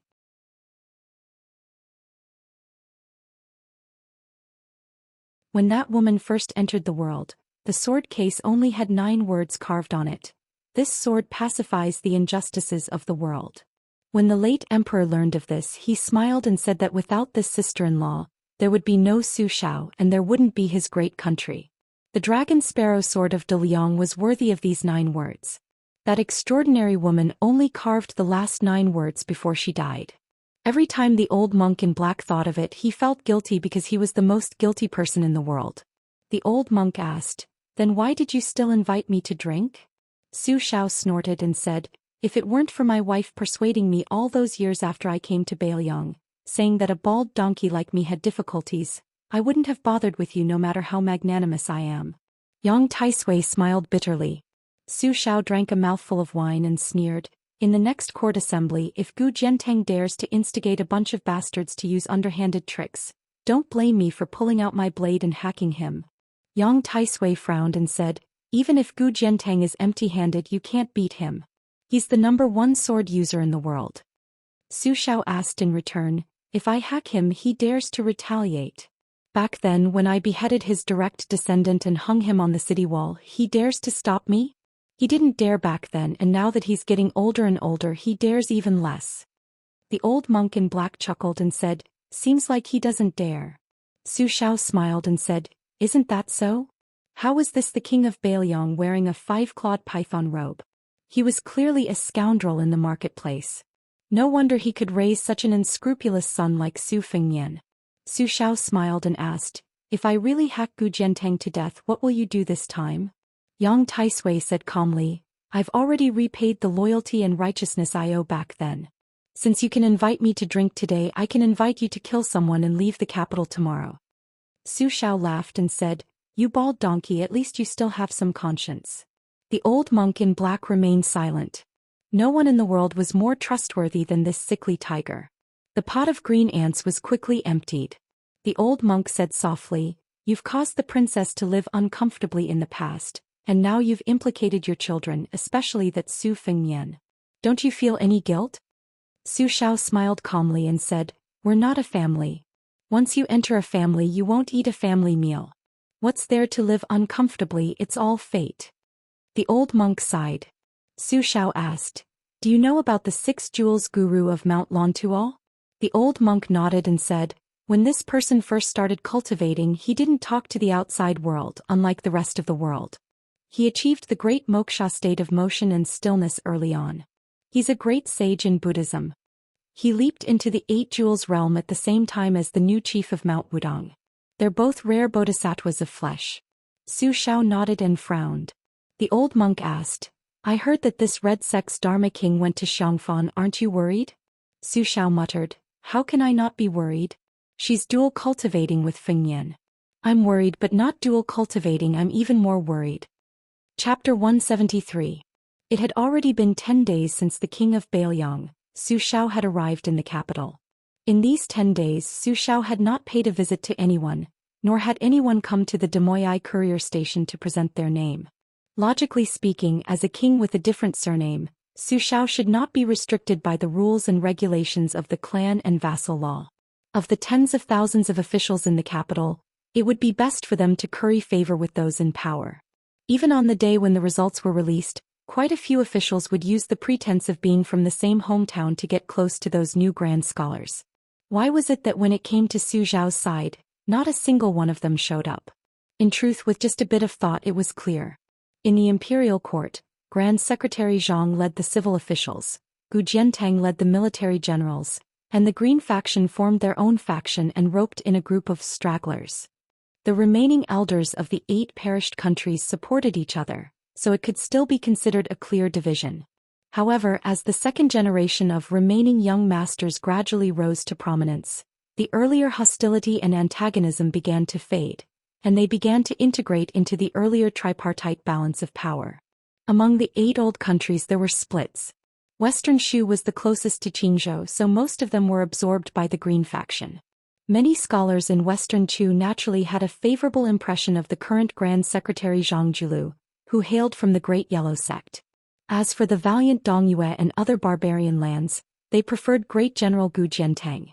The latter also felt that this group of youngsters who could ride a saber and spear, as well as write poetry and literature, was more to his liking. As a result, the old Grand Secretary and the other pillars of the country of the older generation did not see eye to eye with Su Xiao. The new generation of popular officials, influenced by their ancestors and the Spring and Autumn War, would not take the initiative to side with the remote king of Bailiang. Most of them were divided between the 4 factions on the surface. Of course, if the pillar of Bailiang took the initiative to favor them, it was likely that no one would refuse this enormous honor. Hadn't the minor official of Yongzhou, Jean Lanting, relied on a letter of recommendation from the pillar of Bailiang to become an extremely noble member of the Great Yellow Sect? Su Xiao was not late for today's morning court session. When he stepped out of the carriage, he was already wearing a blue satin robe embroidered with dragons. In the past, it had always been Grand Secretary Zhang Julu who was the earliest to enter, and Great General Gu who had always been the last to enter, and no one daring to overstep. Apart from this, as for who would be the second and third to enter the palace, it wasn't too particular. Generally speaking, it should be based on seniority and rank. However, as the struggle between the factions in the court grew increasingly intense, it became increasingly unruly. The Gu faction was mostly martial artists, and they looked down on the remnants of defeated and perished countries. They also didn't have much respect for the Green faction. The Zhang faction, which had the most influence, had always been gentle and respectful. If the 4 factions were to include the 2 variables of the foreign relatives and eunuchs, in general, it was truly a chaotic and endless entanglement. In today's court session, most of the officials learned that Great General Gu had gone to the Liao 2 days ago and was destined not to return in a short amount of time. This made many of the spectators who were looking forward to the 2 famous generals of the spring and autumn period fighting fiercely in Baohe Palace feel extremely disappointed. Perhaps because the group of tigers had no leader, the Gu faction, who were originally used to being unreasonable and fighting to enter the palace, was extremely low-key today, not in a rush to pass South Tianmen. They only eyed the old cripple in the blue satin robe covetously. The Gu faction didn't make a move. The Zhang faction, because Grand Secretary Zhang stood at the door with his hands in his sleeves, as if waiting for someone, also didn't enter the palace. Known as Zhang faction's trusted civil official and conscience, the newly promoted Wuying Palace scholar Wen Shouxin stood next to the Grand Secretary. His forehead was covered in sweat, because the Grand Secretary didn't enter the palace. In front of him, a hunchbacked old man was currently walking over the embroidered robe. Su Xiao chuckled and asked, "Scholar Wen, why aren't you carrying a coffin to court today?" When Shouxin still had some courage and insight. With a heavy cold snort, he didn't pay any attention to the mockery and ridicule. Earlier he had his old servant carry a coffin to court to ask for death, impeaching the king of Bailiang, Su Xiao, for the 10 great capital crimes, begging the emperor to pay with his life, only asking for Su Xiao's death. It could be said to be a magnificent feat which of the officials and common people of the capital didn't raise a thumb.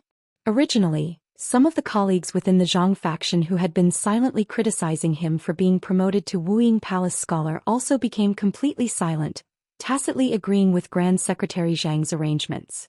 The Zhang faction's influence was the most profound and vast, so if they lost anyone they wouldn't lack anyone. As a result, the internal strife was often the fiercest. Zhang Julu surprisingly didn't care too much about this type of internal strife. As long as it didn't touch his bottom line, he never interfered. During these years, only a few people were expelled from the Zhang faction, their fates all dismal. If they weren't banished to the border, then they would never be employed again. When Su Xiao saw that this Wuing Palace scholar was pretending to be deaf and mute, he patted his shoulder, saying with an amiable laugh, "The imperial court needs loyal and righteous subjects like you. I heard that when Scholar Wen was a county official, his sleeves were clean and his hands were clean to the extreme, even starving 2 of his daughters to death. When I first heard this news in Baoyang, I was already bewildered. How could this type of official only be an 8th-rank minor official? This is our Grand Secretary Zhang's mistake. Who would have thought that in just a few years after Scholar Wen's 2 daughters died in the blink of an eye, he would become a Wuing Palace scholar? What rank does he rank among the 3 halls and 3 pavilions? It seems like Scholar Wen should still have a few fewer daughters. If he had 2 more, wouldn't Grand Secretary Zhang have nothing to do with it? Forget about Wuing Palace scholar. Even that Preservation Palace scholar would similarly be in Wendaren's bag. However, it's hard to say if Grand Secretary Zhang doesn't have many teachers. Just the death of an old Grand Secretary, yet he already has his current glory, Wendaren still can't compare. Doesn't this mean that you 2 Darren are both profiting from the dead? Ha, these words are nonsense. The 2 Darren are both magnanimous prime ministers. Please don't take it to heart. When Shoshin's face flushed completely red, he wanted to curse out, but he didn't dare, feeling extremely sullen. There were a lot of Zhang faction officials who pretended to be angry, but there weren't actually that many who were truly angry. To the side, Grand Secretary Zhang Julu was over 50 years old, but he didn't look old.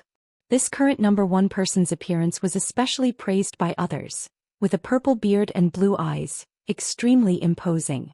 When he was young, he was nicknamed Blue Eyes. When he worked as an aide for the old Grand Secretary, he was greatly valued. However, the old Grand Secretary was patient, willing to spend 30 years to carve this piece of unpolished jade. He didn't pull up seedlings to help them grow, refusing several promotions in the bureaucracy on behalf of his beloved disciple, to the extent where he didn't even care about the opportunity to be sent out to become a border official. Meanwhile, Zhang Julu was even more patient, spending 30 years of his life in the imperial family, neither arrogant nor impetuous, always patiently watching the court's political affairs with the cold eye of a bystander, only watching and listening, the only thing he didn't say. As soon as he left the imperial family, he became a dragon. Within 2 years after his respected teacher's death, he continuously rose 11 levels, taking over the old Grand Secretary's empty position, so much so that his position of authority even surpassed the old Grand Secretary's. Zhang Julu was ridiculed by Su Xiao, but he didn't show the slightest bit of abnormality. With an expressionless face he said, Yang Guosher once said that if you have Buddha in your heart, you will see everyone as Buddha. If you have feces in your heart, you will see everything as feces. It is said that De Zhuguo was also present when Yang Guosher said this. I don't know if De Zhuguo heard it in his ears or in his heart. Su Xiao laughed out loud and said, whatever Yang Taisui said, no matter what you all think except for the good things he said about me, I'll just treat it as bullshit. Zhang Julu dismissed it with a light laugh. The main buildings behind the imperial city's south gate were the 3 outer court halls and the 9 inner court halls. Among the 3 halls, the Palace of Preserving Peace was the most expensive. The common people in the marketplace called it the Hall of Golden Imperial Audience. They thought that all court meetings were held there, but that wasn't the case. The Palace of Preserving Peace was usually used for all kinds of major ceremonies. His Majesty would usually hold court in the Tianqian Palace or the Hall of Cultivation Spirit. It was probably to show his respect to the King of Baoyang, Su Xiao, that the 2 morning court meetings were held in the Palace of Preserving Peace. The roof of the Palace of Preserving Peace had a total of 18,000 dragon patterns. The roof of the Palace of Preserving Peace, the roof of the Palace of Preserving Peace, the roof of the Palace of Preserving Peace, the roof of the Palace of Preserving Peace. This was only the scale of the Palace of Preserving Peace. Spread out, the number of dragon patterns in the imperial city was innumerable. The huge platform of the Palace of Preserving Peace had the character, Earth, facing the south. Starting from the south of the imperial city, the central axis of the Palace of Preserving Peace, the 3 halls were lined up in a row. Not a single tree was planted. To meet the Son of Heaven, the imperial road was long. The eunuchs and imperial bodyguards were hidden in the shadows of the strictly guarded buildings on both sides of the road. It was as if they were the only ones walking in the world. Therefore, when the blood-soaked Zhou Xian met the emperor for the first time, he was counting the number of steps to dispel his fear. If Zhou Xian was like this, it was needless to say that the other courtiers who attended court for the first time were trembling with fear. Accompanying the monarch was like accompanying a tiger. Especially since the 2 successive emperors of the dynasty were both heroes and great strategists. The monarch's scheming had reached the peak of perfection. No one dared to say that they were familiar with figuring out the emperor's will. This made the courtiers feel as if they were walking on thin ice. Today the blue-eyed Zhang Julu intended to let Zhou Xian be the first to attend court. Zhou Xian also did not decline his responsibility and took the lead to walk through the towering palace gate. It seemed that other than Zhang Julu, everyone had forgotten that as long as the Palace of Preserving Peace's Grand Secretary was empty, the civil officials had to respect the Great Pillar State as their leader. Chapter 174. Ever since Wudong's old chief Wang Zhongluo passed away, the incense that was already not much had decreased by a bit. Fortunately, the close to 1,000 old Daoists, middle-aged chancellor and Daoist children behind the memorial arch were used to living a poor life. When the house leaks, it will be repaired. When the clothes are old, it will be repaired. When the clothes are old, it will be repaired. When the house leaks, it will be repaired. When the clothes are old, it will be repaired. When the house leaks, it will be repaired. When the house leaks, it will be repaired. When the clothes are old, it will be repaired. At this time, a young Daoist was squatting behind the memorial arch of black tortoise Dongxing and sighing. Beside him were a few mischievous Daoist children from the nearby Daoist temple. Each and every one of them were fighting over this Daoist priest to tell them some love stories from the book. This story was much more interesting than the Daoist scriptures, but it was a bit too desolate. Why didn't the men and women in the story have a good ending? Listening to the storyteller beside him nearing the end of the story, he became more and more worried. Didn't they force themselves to be beaten by their master with a plank to escape from the Daoist lesson and sneak out? Grand Marshal Granduncle, why are there so many riddles, drinking games and poems in this book? Don't tell me they were all thought up by one person. If it's true, how much knowledge does the person who wrote this book have? Isn't he almost comparable to Grand Marshal Granduncle? A little Daoist child who had only been on Wudong Mountain for less than 2 years asked timidly. The little Daoist child was born with red lips and white teeth. He was full of vigor. Propping his cheeks with both hands, he stared at his master's martial uncle. According to reason, he should be calling him Chief. However, it seemed that everyone in the book did not like this Grand Marshal Granduncle, so he still called him Chief, according to seniority. Nonsense, how can the person who wrote this book be more knowledgeable than Grand Marshal Granduncle? A little Daoist child who had entered the mountain a little earlier slapped the little Daoist child with a stern expression. The little Daoist child who was scolded held his head and did not dare to refute. I'm not talking nonsense. If the person who wrote this book and I were to debate about Daoist principles, I reckon he would not be able to win. However, when it comes to love and affection, I am 108,000 li away. This is the principle of specialization. In the future, when you study scriptures with your masters and encounter problems, don't think that your masters are always right. If I still say that you are wrong and you are still unconvinced, you can go down the mountain to find out who is right and who is wrong. If one day you feel that you have found the answer and that I and my masters were wrong, you can return to the mountain and tell us that we were really wrong. If you feel that you were wrong, don't feel ashamed. Remember that our Wudong Mountain gate will never be closed. The young Daoist smiled and rubbed the head of the youngest Daoist. His smile was warm. Grand Marshal Granduncle, I think it's wrong for Master to hit us whenever he's unhappy. What do you think? The little Daoist asked innocently. The young Daoist laughed softly and said, When I was young, I was also hit a few times. However, now I know that most of the time it was my own fault. After a while, I no longer care about it. Master and senior brothers are not saints without temper. It's inevitable that they will make some mistakes. In Wudong's 1,000 years of history, there are hundreds of thousands of recorded Daoists. However, there is only one statue of Xuanwu Tianzuan. We, including me, are all ordinary people.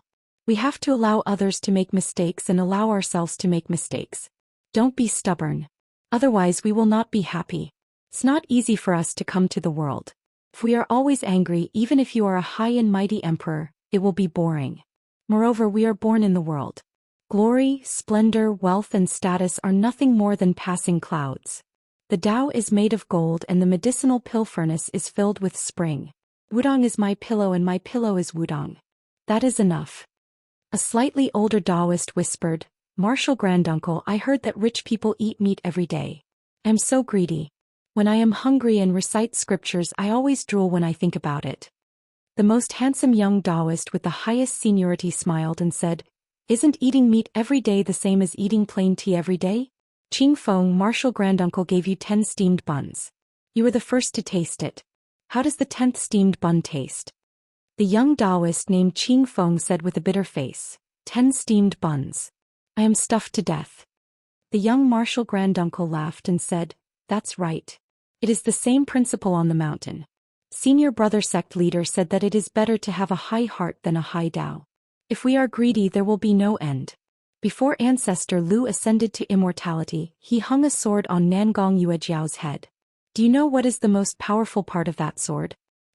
I heard from master that the sword can fly for 1,000 miles. It must be to slay demons and eliminate devils.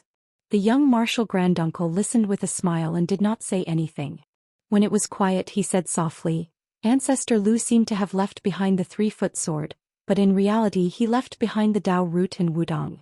He taught us to use the Qingfeng sword to cut away worries, greed, anger and lust.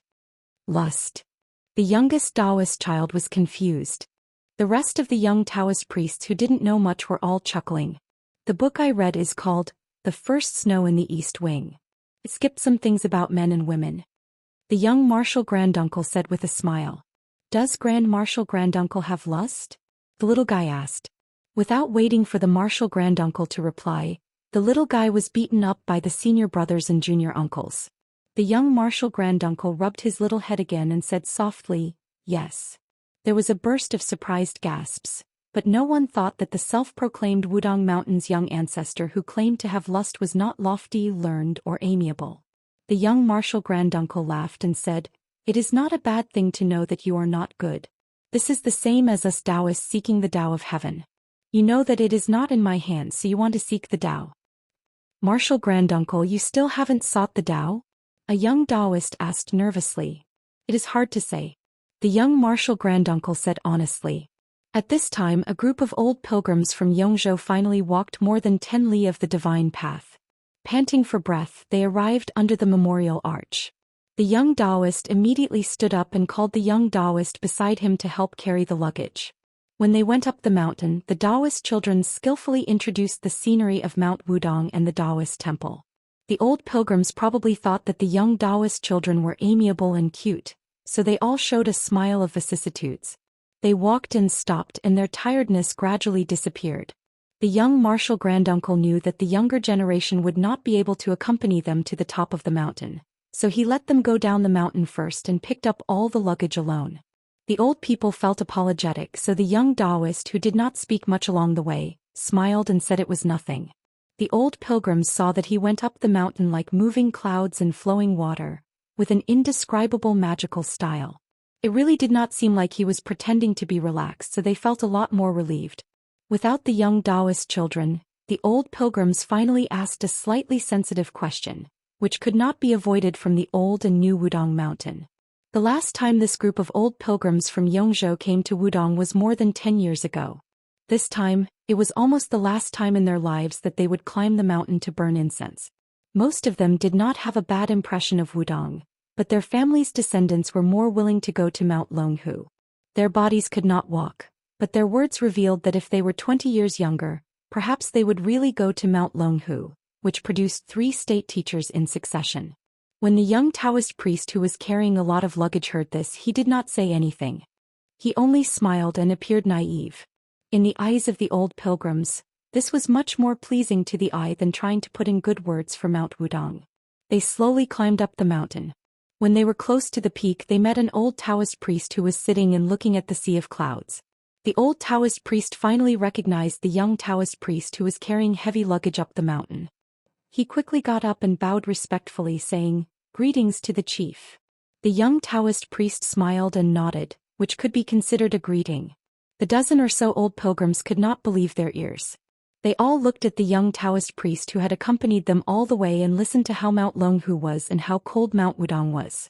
They had indeed heard that the chief of Mount Wudong was surprisingly young. The main reason they came to Mount Wudong to burn incense was that they hoped to meet the new chief. They wanted to take a few glances at him from afar.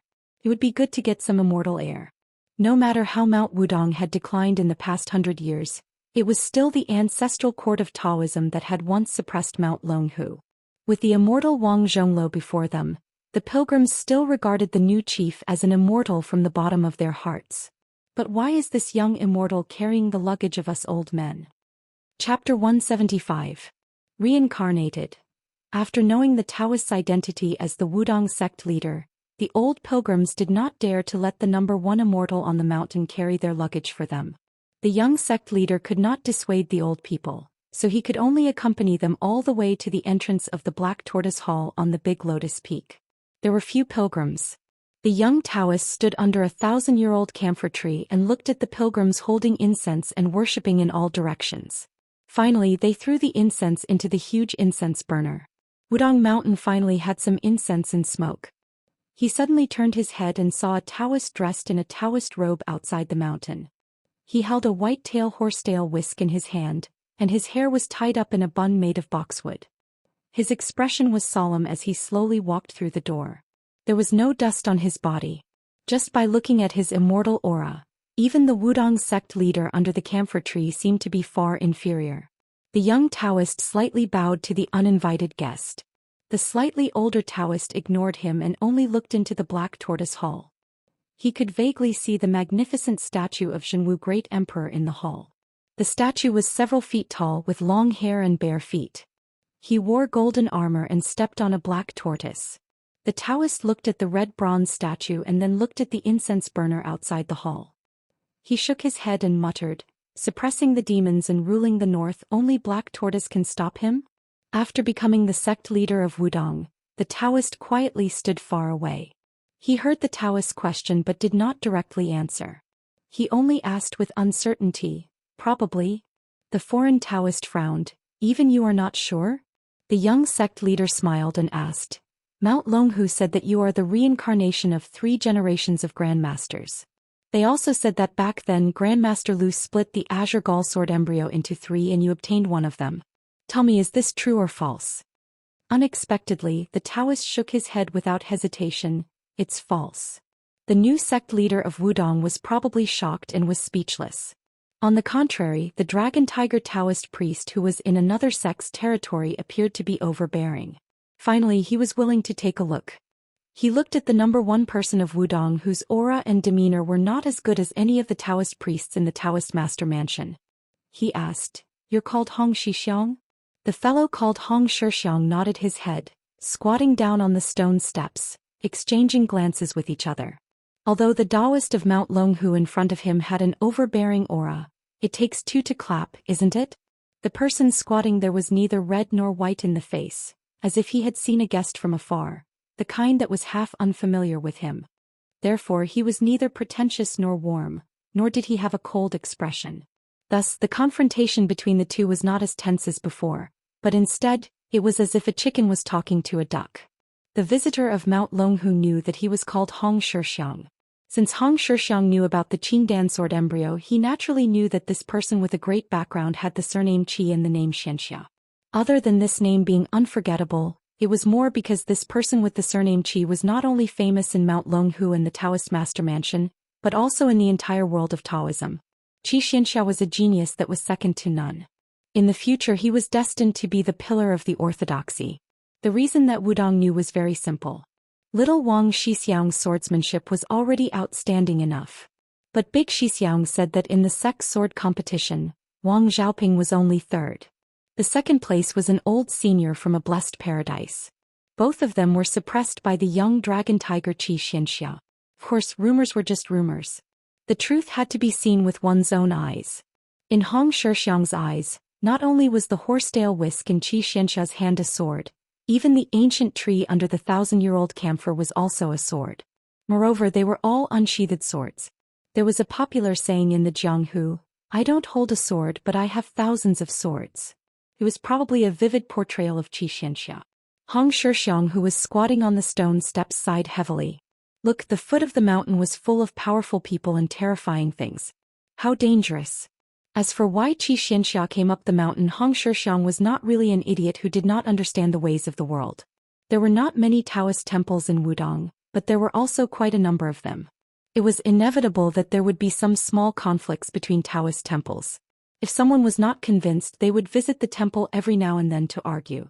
In private, if the young Taoist lost in words, they would use their fists to reason. When he was young, he would ride a bull and wander around the mountains. He would always meet some juniors who had arranged to settle this privately, in a secluded place on the mountain. In the past, he was very happy to watch from the sidelines. Now that he was the chief, he could not clap his hands and cheer. He could only wait until the fight was over and then mediate. On Long Hu's side, other than Xianxia, no one else was suitable to come to Wudong. The four great Taoist masters were old. Even if they won in a war of words, it would not be glorious. Among the young Taoist masters, Mr. White Lotus was invincible in debate. However, if Hong Shixiang did not care about what Mr. White Lotus said and agreed to it, Mr. White Lotus would probably be helpless. Xianxia was different. Was he really going to fight? Xianxia said that his Qingdan sword embryo was fake. However, no matter how Hong Shixiang looked at it, this guy's edge was hard to resist. Xianxia looked at Hong Shixiang's awkward expression. Did not seem to be fake. Although his state of mind was still calm, he had expected countless situations. He did not expect that the new chief of Wudong would be such an unambitious and irresponsible person. If he did not see Hong Shixiang carrying the luggage for the pilgrims when he went up the mountain, Xianxia would have smashed the statue of Zhenwu the Great Emperor. This was something that could be done with a few strokes of the horsetail whisk. As for whether Wudong and Longhu would become enemies because of this, Xianxia did not care at all. In the Taoist master's residence for hundreds of years, they had a complicated attitude towards Lu Dongxian. No matter how good Lu Dongxian was in poetry and sword, he was still an old immortal on Wudong Mountain. There were countless immortals in Longhu Mountain, and there were also a few great Taoist masters. However, they did not seem to be as approachable as Lu Dongxian. Xianxia had long felt that compared to Lu Dongxian, the Taoist masters in Longhu Mountain's Zhao family's genealogy were more like clay statues in a Taoist temple. They were rigid and distant. They could not drink heroic wine or write soaring poems. They only looked high and mighty. Chapter 176. For a moment, the atmosphere outside the Hall of True Martial Arts was a bit cold. The older Taoist priests kept their distance. Only a few naive and ignorant little Taoist children gathered together to criticize the foreign Taoist priests. In the eyes of these children, whether the young martial granduncle was the leader or not, he was still the number one in the world. Wasn't the king of Bailiang, His Royal Highness, domineering enough? Wasn't he still subdued by the martial granduncle? Of course, this was mostly because they hadn't seen the scene of Su Fengyan beating up Hong Shixiang. But then again, even if they had seen it, the little Taoist children would only think that the martial granduncle was magnanimous and didn't lower himself to the same level as ordinary people. Xianxia took the initiative to ask, "Was the deed of thorough comprehension written by you? Was it not written by your senior brothers?" Hong Shixiang didn't answer the question. "There's nothing to entertain on the mountain, I'll give you one later." Xianxia frowned. Hong Shixiang suddenly asked, "Is the scenery of Jiangnan good?" Xianxia was silent. Hong Shixiang asked, "I heard that Longhu is quite close to Huding County, the weather there isn't cold, right?" Xianxia seemed to be annoyed by this kind of boring question. His tone became colder. "Why don't you go there yourself?" This time it was Hong Shixiang's turn to be silent. Probably thinking of Hong Shixiang's statement that he had never left the mountain, and then associating it with the occasional secret from the Taoist master's residence, Xianxia's expression became strange. He hesitated, then sneered, "Huding County isn't cold right now, it's just that there's a big joke. Your king of Bailiang's eldest daughter Su Weisheng's improper conduct has angered everyone there. Even the capital has heard that there's a lady in the palace who wrote the precepts for women who is very angry, spreading the news that she's going to interrogate this princess who's married to Jiangnan." Hong Xixiang raised his head and asked seriously, "Interrogate what?" Xianxia said calmly, "As the leader of Wudong, you're only concerned about this?" Hong Xixiang smiled, pointed to the statue of Zhenwu Great Emperor in the hall and said, "That person is concerned about the suffering of the people. As for me, I don't have the ambition to help the people like your Daoist master mansion. I only care about the warmth of the mountain. As for the situation at the foot of the mountain, I'm just asking. By the way, tell me, what is the crime?" Xianxia ignored Hong Xixiang and looked at the devil-rinsing primogenitor in the dim hall again. He sighed softly and said, "It has been 1,000 years since it was forged." Xianxia turned around and said, "My path is different from yours. I will go to the Great Void Temple to take the ancient sword that ancestor Lu hung on the eaves. I don't know what crime she was charged with. All I know is that when the princess went to Mount Longhu to burn incense, she was stopped outside the mountain." Hong Xixiang stood up. He took a step forward. Back then, this young martial granduncle had stepped into the heavenly phenomenon realm. Today he took a step closer and snatched the horsetail whisk from Xianxia, the sword chief of Taoism. On Mount Wudong, the long-awaited arrival of wind and thunder was welcomed. Su Shao of the Great Pillar State led the civil and military officials on the central axis. At the end of the imperial road that ran through the square, he looked up and saw the towering hall on the 3-story platform. The Palace of Preservation of Peace was the center of the dynasty, the center of the worship of thousands of dragons. To the entire world, the Palace of Preservation of Peace was just a square inch away. There were no more than 100 people standing here. However, the rise and fall of the empire depended on the people here and the government orders here. Even the slightest breath here would determine the health of the huge empire. The majestic platform on the 3rd floor had a railing carved from white jade, thick red wooden pillars, green eaves and a golden glazed roof. It was extremely majestic and beautiful. A few years ago, the rear court of the imperial palace was burned down in a fire. Many palaces needed to be rebuilt. The stone and wood within a few hundred miles of the outskirts of the capital had long been cut down and excavated. Su Zhao's Bailiang transported countless giant stones and ancient trees here. One of the cloud dragon stone used as the stone steps of the rear eaves weighed 300 tons. One could see the extent of the labor and cost. At that time, complaints were heard everywhere. The remonstrant officials were even more excited, as if they had been injected with chicken blood. They accused Su Shao of being a treacherous official, saying that the king of Bailiang was flattering and demanding excessive taxes. There were even people who said that if Su Shao did not die, the country would not be in trouble.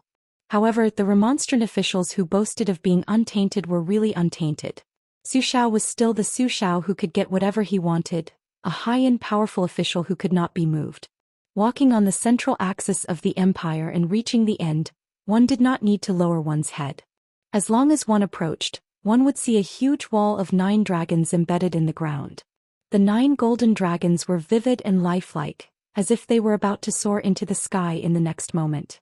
On the left and right sides of the wall of 9 dragons were stone steps leading to the main hall. The civil officials walked on the left and the generals on the right.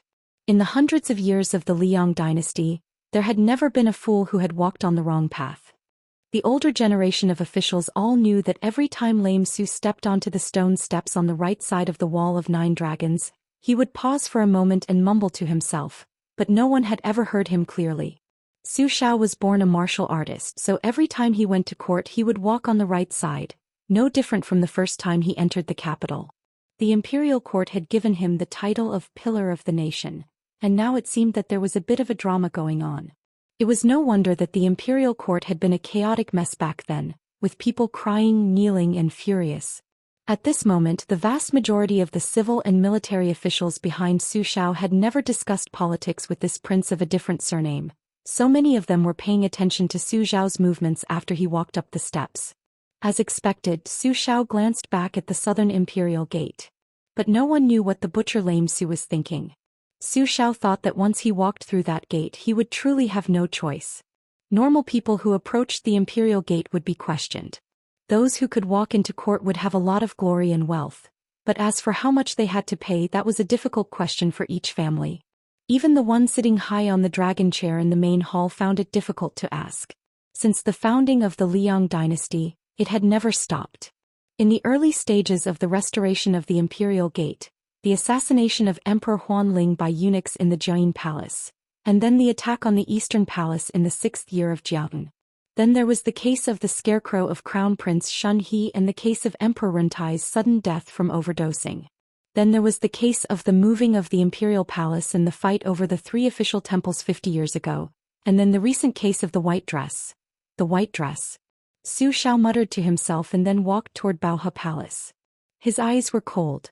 At the Maui embassy he had already learned that not only had Fingyan provoked the Qingzhou Navy on the Spring God Lake and been questioned by some people, even his eldest daughter, Su Weisheng, who had married off far away in Jiangnan, could not live a peaceful life.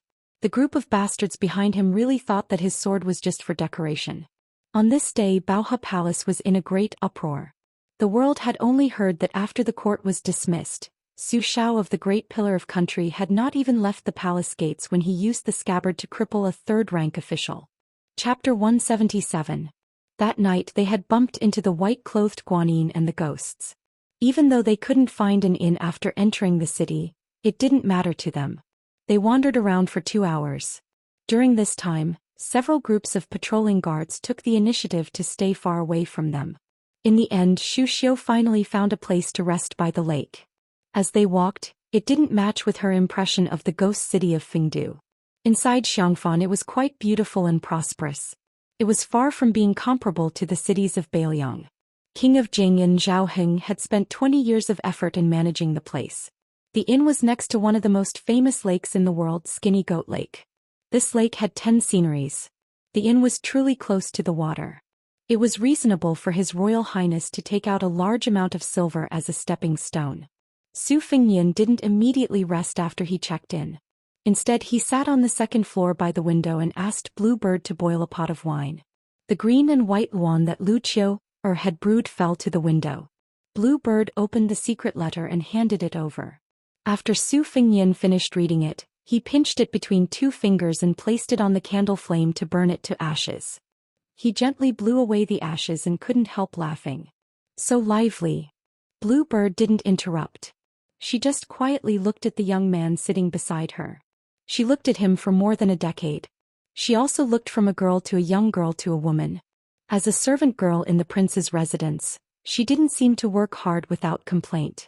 Furthermore, the female servants in the manor were quite willing to work like cows and horses for His Royal Highness. As for Bluebird, she didn't like to speak. Even when she smiled, she was reserved. As a result, she always gave people the feeling that she was like a piece of snow but as hard as iron. She wasn't as likable as the head servant girl of Wutong Garden, Sweet Potato. Su Fingyan had interacted with Bluebird and had long become accustomed to this kind of self-talk. He very naturally continued to talk and laugh. The letter said that Su Xiao finally made a move. Outside of Baohe Palace, he beat a deputy agriculture minister half to death. That guy really doesn't have good eyesight. In the palace, not only did he talk about me playing around with the Qingzhou Navy, he also brought up a pot that didn't boil and said that my eldest sister's conduct was improper. If it were me in the palace, I reckon I wouldn't have the patience to walk out of the throne room. We need to quickly go to Gangnam-do and see my eldest sister first. Then we can immediately go see my second sister in Huang Manor. Eldest sister always says that Jiangnan's water and soil are good and that it has raised a street full of delicious girls, like baskets of green vegetables and radishes. I don't know if this is true or not. Bluebird's smile was somewhat helpless. In fact, the stool was right in front of her, but she was still standing. He was very content.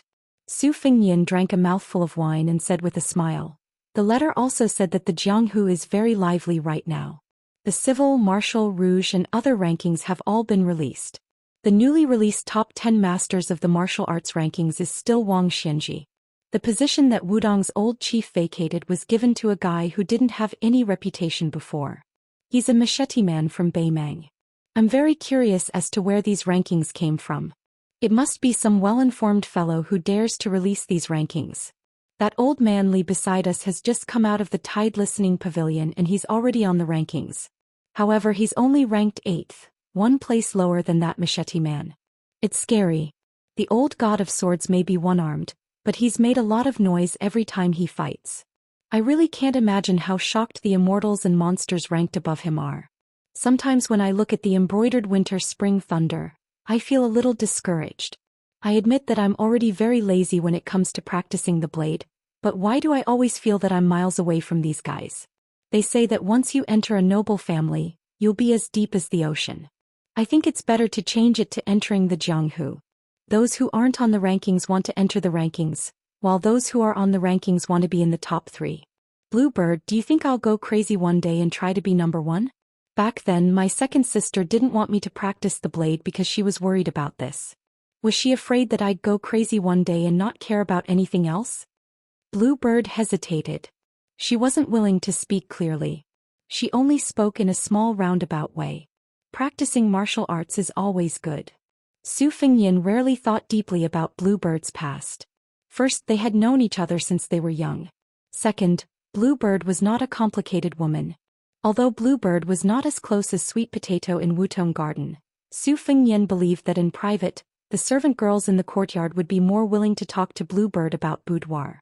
Of course, these kinds of boudoir conversations were not about the love affairs of ordinary families. They were about the matters of the military and the state. Bailiang Palace was a place filled with swords and spears. Even the servants were stained with the arrogance of the imperial court. Since Su Shao could be called the second emperor, then the Bailiang army was like a small imperial court. In this way, what difference was there between the prince's manor and a small imperial palace? It was just that Su Shao never admitted these sensitive facts. Su Fengyan stroked the pair of scabbards embroidered with winter and spring thunder and suddenly laughed. Bluebird smiled. Su Fengyan retracted his fingers as if he had been caught in bed. Although His Royal Highness had 2 sisters, when it came to telepathy, it was like a worm in his stomach. Just now, when he touched the scabbards, he remembered that the pair of scabbards on the table were White Fox's beloved personal items that she had worn for many years. When he touched them, he always felt that he was indirectly touching White Fox's face. This really made Su Fengyan feel strange. He didn't have a fetish for cutting off sleeves. It was really because White Fox's face was too beautiful. Who was the champion of this Rouge review? Wasn't it Nangong Push who was a man? When the mysterious Rouge House of Yunshan evaluated beauties, they would usually add more than 100 words to the beauty of the women on the list. Only Nangong Push was not mentioned in detail. They did not even mention his gender. When Su Fengyan first got the result, he laughed out loud. He thought that if the world knew that this guy was actually a man, would the woman behind White Fox's face be angry to death? At this moment, Su Fengyan loved the house and its crow. He was very curious about the woman on the list who was evaluated as not inferior to Nangong. He wondered why he had to meet her during this trip. Since White Fox's face was a man, he couldn't be his sister-in-law. Besides, he was doing closed-door training in the Tide Listening Pavilion, so there was no need to snatch the Bailiang. However, Qin Yu, who was evaluated as not inferior to White Fox's face, just happened to snatch back the Bailiang and give it to his brother Huang Man. It was not a joke when he said that he would find a wife for Long Xiang in the early years. Su Fengyan got up and said, "Let's go to the lake." Outside the door, Lu Yongshu and the other 2 retainers took turns to keep watch. At this moment, it was Big Sword Lu Qiantang who was on duty. He silently followed behind the master and retainer. Lean Goat Lake was famous all over the world. In terms of scenery, Lean Goat Lake could be said to be the best in the north and south. There were more than 100 famous scenic spots in the annals of history. Back then, the selection of the 10 sceneries of Lean Goat Lake caused a big fight among the literati. They all had their own praises and fought until their faces turned red. In the end, the Grand Chancellor of Shangyin Academy came forward and gave the final word. Su Fengyan walked on the horse-riding embankment with Bluebird. The name of the embankment came from the idiom, looking at flowers while riding a horse. The 2 sides of the embankment were full of flowers. It was brilliant every spring and summer. Su Fengyan, who had nothing to do, picked up the winter embroidery knife and teased the embankment along the way, plucking countless flowers. Su Fengyan, who was strolling under the moonlight, was bored to death. He casually picked a topic and said softly, "I'm sure the whole city of Xiangfan already knows that I've entered the city." Bluebird frowned and asked, "Was it King of Jing and Zhao Heng who spread the news? Is he trying to kill someone with a borrowed knife?" Chapter 178. Su Fengyan nodded and smiled. "But if I die inside or outside the city, it will be a headache for Zhao Heng and Zhao Sun. If a descendant of a vassal dies in a city under their jurisdiction, it will be harder to clean up their mess than if they were killed by arrows from the Qing province navy. If I don't add fuel to the fire in the city, I won't be able to determine if the Jianghu people will be able to kill me outside the city. No matter what, it is reasonable to say that the king of Jing'an won't have any direct contact with me. Bluebird, if I go to Jing'an Palace tomorrow, won't it be too much of a slap to Zhao Heng's face? This vassal king in any case, was once the man closest to the dragon throne. These past few years, the dragon has roamed the shallows and the tiger has fallen to the plains. Do you think he won't get sick from holding it in? Otherwise, how could he have raised a son like Zhao Xian? Su Fengnian rambled on and on without the slightest scruple. Bluebird was his family, and Lu Qiantang was a fallen slave who had become a retainer. As a martial artist of Jianghu, he wouldn't be as concerned about these rebellious words as an official. As expected, Su Fengnian suddenly glanced at Lu Qiantang, who was only vigilant of the surrounding movements.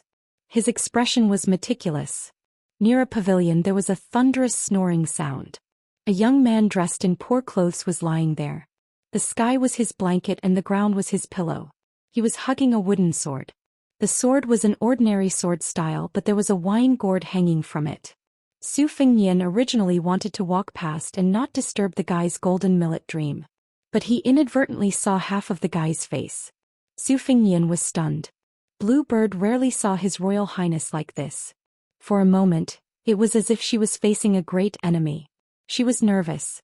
Lu Qiantang, who didn't let go of the slightest movement, immediately pulled out his sword. He thought that he had encountered an assassin with a great background. He didn't think that His Royal Highness would only quietly say, "You two stay away first."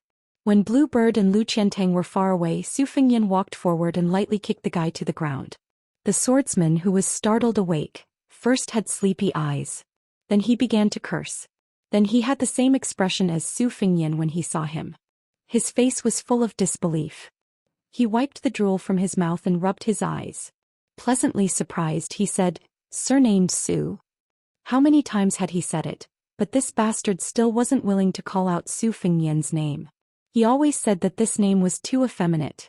It was so scholarly that it made him sound like he was from an aristocratic family. The next scene stunned Lu Qiantang. After the young man with the funny wooden sword confirmed His Royal Highness's identity, he punched His Royal Highness in the chest. However, His Royal Highness didn't get angry. Instead, he laughed and punched back. It was probably because that guy felt that Su Fengnian's punch was heavier than his own. In his life, he was the most calculative person. Feeling that he had suffered a great loss, he immediately rewarded Su Fengnian with another punch. In this way, Lu Qiantang saw His Royal Highness in the pavilion wrestling with a Jianghu boorish fellow who could smell the scent of poverty. This clearly exceeded the limits of Lu Qiantang's imagination. In the eyes of this second-level master, the Crown Prince of Bailiang wasn't someone who was easy to talk to. Not to mention that he dared to chase and beat up the great pillar state in the prince's mansion. He pinched Chu Lushan's fat face. Even after he left Bailiang, he first trampled on Qingyang Palace. Then he started the Battle of Spring Deity Lake. Everything happened one after another. When had he ever seen His Royal Highness being beaten like this? Why didn't he fight back? The swordsman Lu Qiantang was a second-ranked swordsman with exceptional eyesight. Naturally, he could tell that His Royal Highness was holding back too much every time he attacked. He was striving to be no different from ordinary people. Lu Qiantang had never dared to think that there was anyone in the world who was worthy of this crown prince's careful treatment. Occasionally, when he was free, he would compare His Royal Highness with the other princes in the capital. However, he always felt that Su Fengnian was more domineering and powerful if they were to really fight. The young swordsman in the pavilion was not a poetic young swordsman sleeping on the lake. He was a stark contrast to Su Fengnian. Not to mention the wooden sword, the gourd he picked from the vegetable garden, dried it and stored it in the sun to store wine. From head to toe, his clothes were really not worth more than 10 copper coins. On Mount Longhu, Xianxia wore hemp shoes. Moreover, the pair of hemp shoes on the little celestial master's feet did not need to be mended. Moreover, Su Fengnian was more certain than anyone else that the man in front of him was really poor. He was so poor that there were no jingling sounds in his pockets. Poor to the point that there were only 4 walls in his house. In any case, he had a home. After this fellow left home to travel, he could only call the 4 corners of the world his home. He did not know what to eat next. For a swordsman to reach this level, he could not be any more miserable. That guy had been starving for a few days, so he was completely listless from all the fighting. He lay back down and looked at Su Fengnian's luxurious clothes. With a face full of disbelief, he asked weakly, "Brat, which family did you steal the clothes of? You even have 2 good swords. They must be worth a lot of money, right?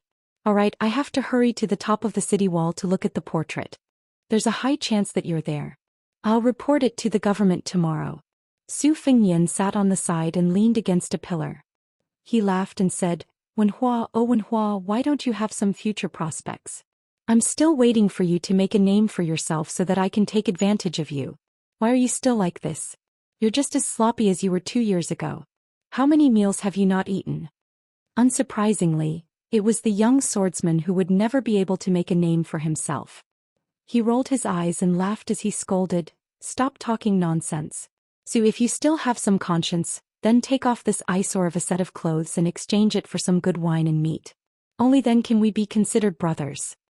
Su Fengnian laughed and said, "All right, you can eat your fill with wine and meat." Wenhua was stunned for a moment. He sighed and said, "Young Su, although you've changed your clothes, you haven't changed your conscience." Su Fengnian deliberately flicked his clothes with his finger and said, "I've long said that I'm one of the richest children in Beiliang. Do you believe me now?" Wenhua said unhappily, "Who told you to pretend? Tomorrow I'll make you invite me to the Xianxia alley to throw money. You'll be exposed." Su Fengnian asked, "The Xianxia alley?" Wenhua chuckled and said, "White steamed buns." This was Wenhua's catchphrase. Su Fengnian smoothly took over and said, "White is nothing but a lady's chest. Oh, is it a good brothel?" Wenhua smacked his lips and said with a yearning expression, "The best place in Xiangfan City. A few days ago I saw a leading lady in the Xianxia alley from afar. Just now I was dreaming of doing it with her. In the end I was King woken up by you. No, you have to compensate me." Su Fengnian slanted his eyes and said, "What are you pretending to be a hero for? Didn't you say that you won't lose your virginity before you return home in glory?" Wenhua said helplessly and discouraged, "You won't allow me to enjoy my mouth." Su Fengnian asked, "Find a place to get some beef?" Wenhua swallowed his saliva and shook his head and said, "The night ban in Xiangfan City is too scary. I can't tell if you're really wanted or if you'll go out tomorrow to reward our internal organs. That's right, where's old Huang? Why, last time he accompanied you to suffer, but this time he didn't accompany you to enjoy life? You're not honest, kid." Su Fengnian said calmly, "He's dead." Wenhua haggled over small matters. If someone dared to give him less than a copper coin, he would dare to roll on the ground like a country shrew. However, he was rather open-minded when it came to important matters. When he heard the news, he was only shocked and regretful for a moment. He sighed and said, "If he's dead, then he's dead. He'll just reincarnate better. Where is he buried? If it's not too far, I'll burn incense and serve wine next Qingming festival. Old Huang was a good person. I don't care about other people's lives, but I still have to go to old Huang's grave." Su Fengnian said softly, "He died at the Eastern Sea's Martial Emperor City. There's no grave." Wenhua said in bewilderment, "Why did he run to the Martial Emperor City? If I remember correctly, old Huang was from Western Shu? That Western Shu accent, when I first met you guys, it almost made me want to commit suicide. These 2 years without old Huang nagging beside my ear, I'm rather lonely. That's right, it's quite lonely." Su Fengnian looked at the moon in the middle of the lake and muttered, "It's quite lonely." Chapter 179. Wenhua said angrily, "Su, watch your mouth. What servant girl's life? Be careful or I'll get angry with you." Su Fengnian rolled his eyes. Wenhua raised his head to look at Bluebird with his mouth full of oil, and he did his best to reveal the most graceful smile in his life as he said shyly, "Miss, just because you called me young Master Wen, if that Su brat dares to bully you in the future, I'll be the first to take care of him. With his mediocre martial arts, I won't even need to use a sword to beat him down." Su Fengnian laughed loudly and teased, "Young Master Wen, come drink." Wenhua was in a great mood. It was the first time he'd been called young Master Wen. His entire body felt comfortable, and he suddenly felt that besides the woman he adored in his heart, she was the second cutest woman in the world. Such a well-educated and virtuous woman was a servant girl? Only a ghost would believe that. Wenhua burped, and the remaining wine was carefully poured into his wine gourd. Wenhua threw a glance at Su Fengnian, and Su Fengnian shook his head. Wenhua nodded vigorously, causing Bluebird to be baffled. It was actually Su Fengnian who couldn't dissuade Wenhua, and he could only awkwardly ask Bluebird to carry the lunchbox back to the inn first. The two of them ran out of the pavilion like a wisp of smoke and found a clump of grass near the water. They took off their pants and squatted down at intervals, and their bare buttocks were especially absurd under the moonlight. The two men ruined the scenery like this by taking a dump at Thin Goat Lake. However, if one knew about the hardships of those years, they wouldn't be surprised by the vulgar and despicable actions of this pair of buffoons at this moment. To a nobody like Wenhua who was crazy poor, the most king happy thing in the world wasn't eating, drinking and sleeping but the word shit. Because only when one was full would one have the capital to shit, and this was a very shallow principle. Wenhua, who was squatting by the lake, exhaled a long breath and he said leisurely, "Who knows, there might have been some poet or elegant scholar who recited poems here in the past. When I think of this I feel great." Su Fengnian did not say anything. He believed that King of Jing and Zhao Heng would never have thought that the Crown Prince of Beiliang would urinate and defecate beside the Thin Goat Lake. Wenhua was slightly bored when he saw Su Fengnian didn't move, and he suddenly smacked his lips in shock. "Su, there's a stone tablet behind the place where I shit." Su Fengnian finally could not bear it any longer and cursed. "That's the record of the Slender Goat Lake written by the governor of the previous dynasty, Li Mi. You son of AB***, really know how to pick a place." Wenhua was speechless for a moment and then he said in his heart, I've sinned. Su Fengnian hesitated for a moment before he asked softly, "Wenhua, do you want to continue hanging out with me? Just like in the past, walking around and taking a look? If you run into another martial arts competition to find a spouse, I'll take care of you." Wenhua laughed and said, Do you really think I'm stupid? Kid, you're amazing now and I don't care who you are. In any case, I still think of you as a brother, but brothers are brothers. Although freeloading is natural law, if you're willing to part with money, I'm afraid I won't have the heart to endure hardships. So you go your own way and I'll go mine. If we're fated to meet again, then we'll meet again. Wenhua, don't talk about anything else, but when it comes to practicing the sword, I'm afraid I won't have the heart to endure hardships again. Kid, I appreciate your good intentions. Tomorrow I'll be leaving the city and I want to go to the Beimang border to take a look. Just take it as broadening my horizons." Su Fengnian said softly, "The border is going to be chaotic. You take it easy." Wenhua exclaimed in surprise and joked, "Chaotic? Are you really the son of an aristocratic family from Beiliang?" Su Fengnian said with a laugh, "Isn't that so?" Wenhua sighed and said, "Earlier I said I'd treat you to a meal of fine wine and meat, but I never thought I'd owe you another meal when we meet again." Su Fengnian said, "You owe me then. Kid, just don't die, otherwise, there'll always be a chance to pay me back." Wenhua chuckled and said, "According to old Huang's words, I'd have to say something like this at this time." Su Fengnian said absent-mindedly, "That's right." Wenhua suddenly shouted, "The blades of grass on my side are fucking ridiculously small. It's not easy to wipe my ass. It seems your side is a bit wider. Hurry up and throw some over." Su Fengnian cursed and threw over a clump of blades of grass. The two of them returned to the pavilion and Wenhua asked, "You're not going back to the inn?" Su Fengnian shook his head and said, "Let's have a chat. Tell me about that young lady of yours."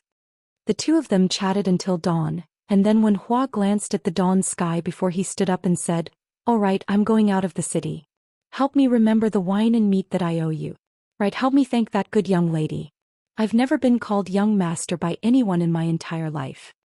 Su Fengnian hesitated for a moment before he asked, "I have an old senior that uses the sword by my side. Do you want to meet him?" Wenhua held the wooden sword tightly, and then he smiled as he shook his head and said, "No, that's someone else's sword in the end. Even if senior is willing to teach me, I won't be able to learn it." Su Fengnian teased, "Didn't you always want to be taken as a disciple by an expert in the past?" Wenhua said sternly, "I only thought about it. I remember old Huang said that practicing the sword requires sincerity, just like pilgrims praying to gods and Buddhas. Sincerity will work. But I've been idle for the past 2 years, so I've pondered over an unreasonable principle. The sword is my own. With my aptitude, if I walk the path of someone else, I won't be able to achieve anything in my lifetime. I don't have the habit of owing people. I can't really owe you a few meals of wine and meat until my hair turns white. Let's go. Don't be so wishy-washy like a woman. Wen Hua was full of smiles. The steamed bun is white, but it's not as white as a young lady's chest. Su Fengyan's smile was intoxicating. The tip of a lotus is perky, but it's not as perky as a young lady's butt. On the long embankment of the willows, the wooden sword Wen Hua and the dual blades Su Fengyan high-fived and brushed past each other. Chapter 180. Su Fengyan took a few steps and turned around to send off the man, the pot and the wooden sword as they walked across the long dike. Blue Bird stood there gracefully. Lu Qiantang had a solemn expression, but he was full of doubts. In the end he could not guess the identity of the poor and pedantic young man. Given the wealth of Su Fengyan on the long dike, which was second only to the current emperor, it could be said that he was surrounded by nobles. The Dongyue swordsman had seen the liveliness of Bailiang Palace in the first month of the Lunar New Year. Those officials who enjoyed the shade under the big tree of the king of Bailiang could be said to be all feudal officials. When they met His Royal Highness, they had to put on an attentive smile on their faces. Lu Qiantang vaguely felt that the man with the wooden sword came from a humble background, but he did not dare to believe it. Or rather, he did not want to believe it. To this Bailiang servant he would rather have Su Fengyan be a master who had no shrewdness. That way it would be easier to serve him. One Su Dezugua was enough for him to not dare to breathe. If Su Fengyan was an ambitious fellow with great talent and bold vision, then being in the king's company was like being in the company of a tiger. Today he had provoked the king of Jing, and tomorrow would it be the king of Guangling's turn? The day after tomorrow? How many years could Lu Qiantang, who still had a great pursuit of the way of the sword, live to practice the sword? Walking back to the inn with Blue Bird, Su Fengyan asked and answered his own question. Wen Hua did not want to see Li Chungang, but if I mention the name of the old god of swords, don't you think that kid will regret it? Even if I want to roll on the ground, I will still leave. This is where I am not as good as Wen Hua. He always knows what he cannot do and does it. Back then, every time there was a martial arts competition for a spouse, he would eagerly go up the arena. When the other chivalrous men jumped up, he had to obediently walk up the stairs.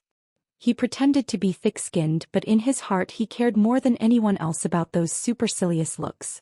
But no matter how many times he was beaten off the arena, he would still go up the stage whenever he had the chance, just to be able to exchange moves with others. But in the end I did not see him return what he learned. Why bother? While he was talking to himself, Jiang and I and the old god of swords just happened to be out sightseeing at the Thin Goat Lake. Su Fengyan kindly threw a smile at them, but no one paid him any attention. After returning to the inn, Su Fengyan ate his breakfast and hid in his room to pick out the moves from the martial arts manuals in his mind. They were all the essence of the top-secret manuals, such as the Greenwater Pavilion Sword Training Manual and the Whale Killing Sword. Originally it would be best to have Li Chungang to guide him in this kind of technical work. With Su Fengyan's little experience he was far from being able to give advice. But even with his knees, he knew that the old god of swords, who dared to criticize the outline of 1,000 swords as worthless, would not even bother to move his mouth. Sigh, if only White Fox's face was by his side. However, on the ship, Li Chungang had taught Su Fengyan a mysterious way of flicking the sword. He explained the sword moves and sword aura in simple terms, which had already benefited Su Fengyan greatly. Originally he was like an idiot who had a mountain of treasures in front of him. After picking and choosing he finally knew what to do. Yue carried Wu Mainyang and knocked on the door. After Blue Bird opened the door, she said that she wanted to go sightseeing. Su Fengyan did not stop her and instructed Xu Xiu and Lu Qiantang to be her attendants. When Yue saw that Su Fengyan had no intention of going out, her expression became gloomy and her interest was somewhat reduced. Su Fengyan saw this and did not change his original intention. Jiang and I did not have time to study, so Su Fengyan had Blue Bird go to the bookcase and pick out a few secret manuals. Among them there was a secret manual on spear techniques called Arm Sutra, which was rumored to be written by the horse racing spear Wu Kuang. The reason why Su Fengyan was particularly interested in it was because Li Chungang had occasionally mentioned it. The old sword god took a few glances and asserted that this book was a secret record of the spear Immortal Wang Xiu's experience when he was young. However, after he became famous he found it vulgar and refused to admit it. Thus he used the name of his direct disciple Wu Kuang. When Su Fengyan flipped through the book he saw that Blue Bird's expression was abnormal. He asked, "Do you know Wu Kuang?" Su Fengyan was just asking casually. Unexpectedly, Blue Bird nodded her head. Wang Xiu was one of the 4 grandmasters who were equally famous as Li Chungang. At that time he was known as the world's #1 spear art. His junior brother was now Su Zhao's personal guard. Other than taking in Wu Kuang as his disciple, his most prized disciple Chen Zhibao had surpassed his master. It was rumored that he had died under the spear of a villain. However, for some unknown reason, Wang Xiu's weapon, the instant spear, had never appeared in the world after this grandmaster's death. Perhaps it was because Chen Zhibao's betrayal of his master was too unpopular, or perhaps it was because he wore a white robe and carried a sword all year round. It seemed that no one had ever taken this rumor seriously. When Chen Zhibao finished his apprenticeship, he was only in his early 20s. Even Wang Xiu was not as strong as Wang Xianji. The older he got, the more immortal he looked. However, Chen Zhibao was indeed worthy of being Wang Xiu's disciple. Just like Wang Xiu's cold and murderous spear art, he pressed forward courageously on the battlefield, leaving no way out for himself or his enemy. However, even with Su Fengyan's identity, he had never seen Chen Zhibao's spear art. In his impression, this villain, who seemed to be in love with his second sister, Su Weisheng, only knew how to ride a white horse and wear a white robe. He was very amiable to everyone. Usually he was gentle and kind, like a bodhisattva who saved people from suffering. Su Fengyan was puzzled. "Have you guys fought before?" Blue Bird shook her head. Su Fengyan saw that it was hard for her to say, so he didn't ask anymore. Even though he was extremely curious, he held back his curiosity. Ever since he was young and saw her being led by his mother, he only knew that she was called Blue Bird. After that he never probed further. He was so used to it that he thoughtlessly forgot that as long as one was a person, they would have a surname and a name. For example, the maidservant's name was Hong Musk. Su Fengyan also knew that she was called Song Xiaofeng. As for whether Blue Bird was her real name or just a nickname, Su Fengyan really didn't know. After returning from his travels, he learned that Wutong Garden was not a small pool where one could see the bottom at a glance. The maidservants were not simple vases without any stories. However, when it came to Blue Bird, Su Fengyan selfishly hoped that she was just Blue Bird, the girl that his mother had brought over to be his childhood sweetheart. Chapter 181. Arm Scripture implied that the spear in one's hand was the third arm. The spear techniques recorded in the book were exquisite and profound. Su Fengyan roughly picked out 3 moves and counted with his fingers. 16 moves had already been painstakingly scoured out by Su Fengyan from various secret martial arts manuals. Aunt Zhao, who was keeping a low profile in the Qingyang Palace, said that he wanted to achieve 50 moves that were unrivaled under the heavens.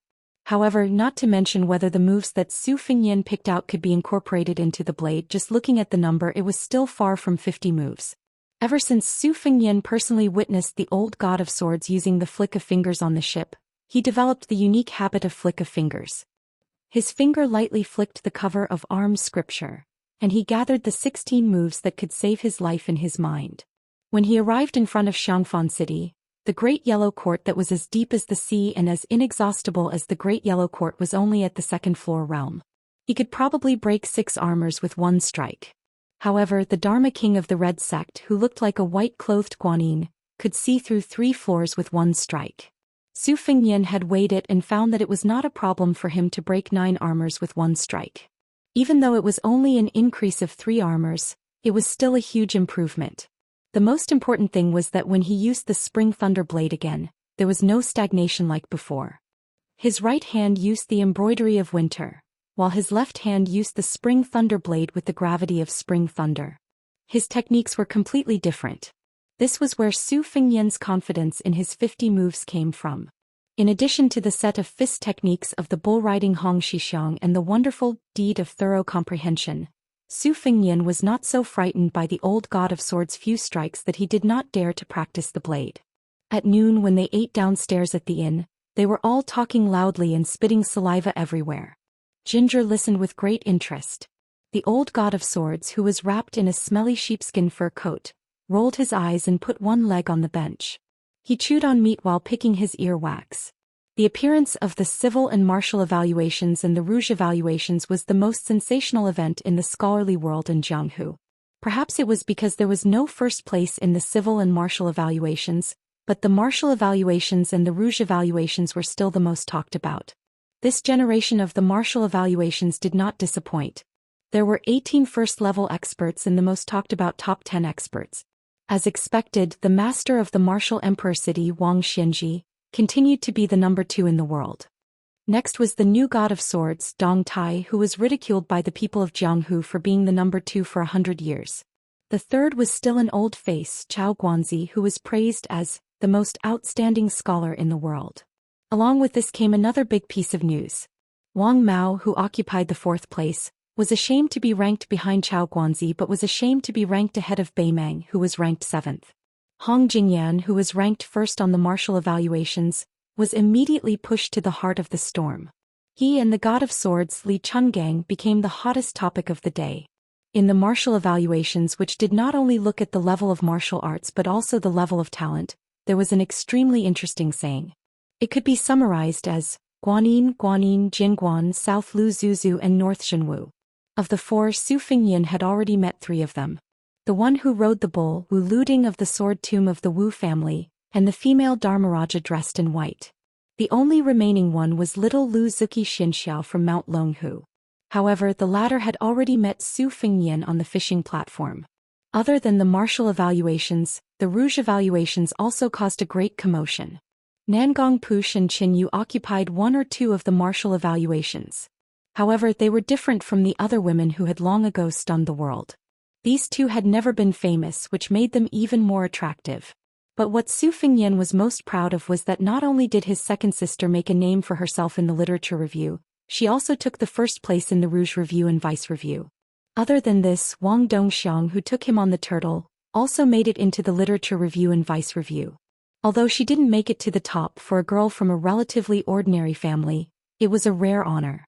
Su Fingyin now understood why the gloomy father and son in the city had not made any moves. He glanced at the old god of swords opposite him who could attract countless supercilious looks.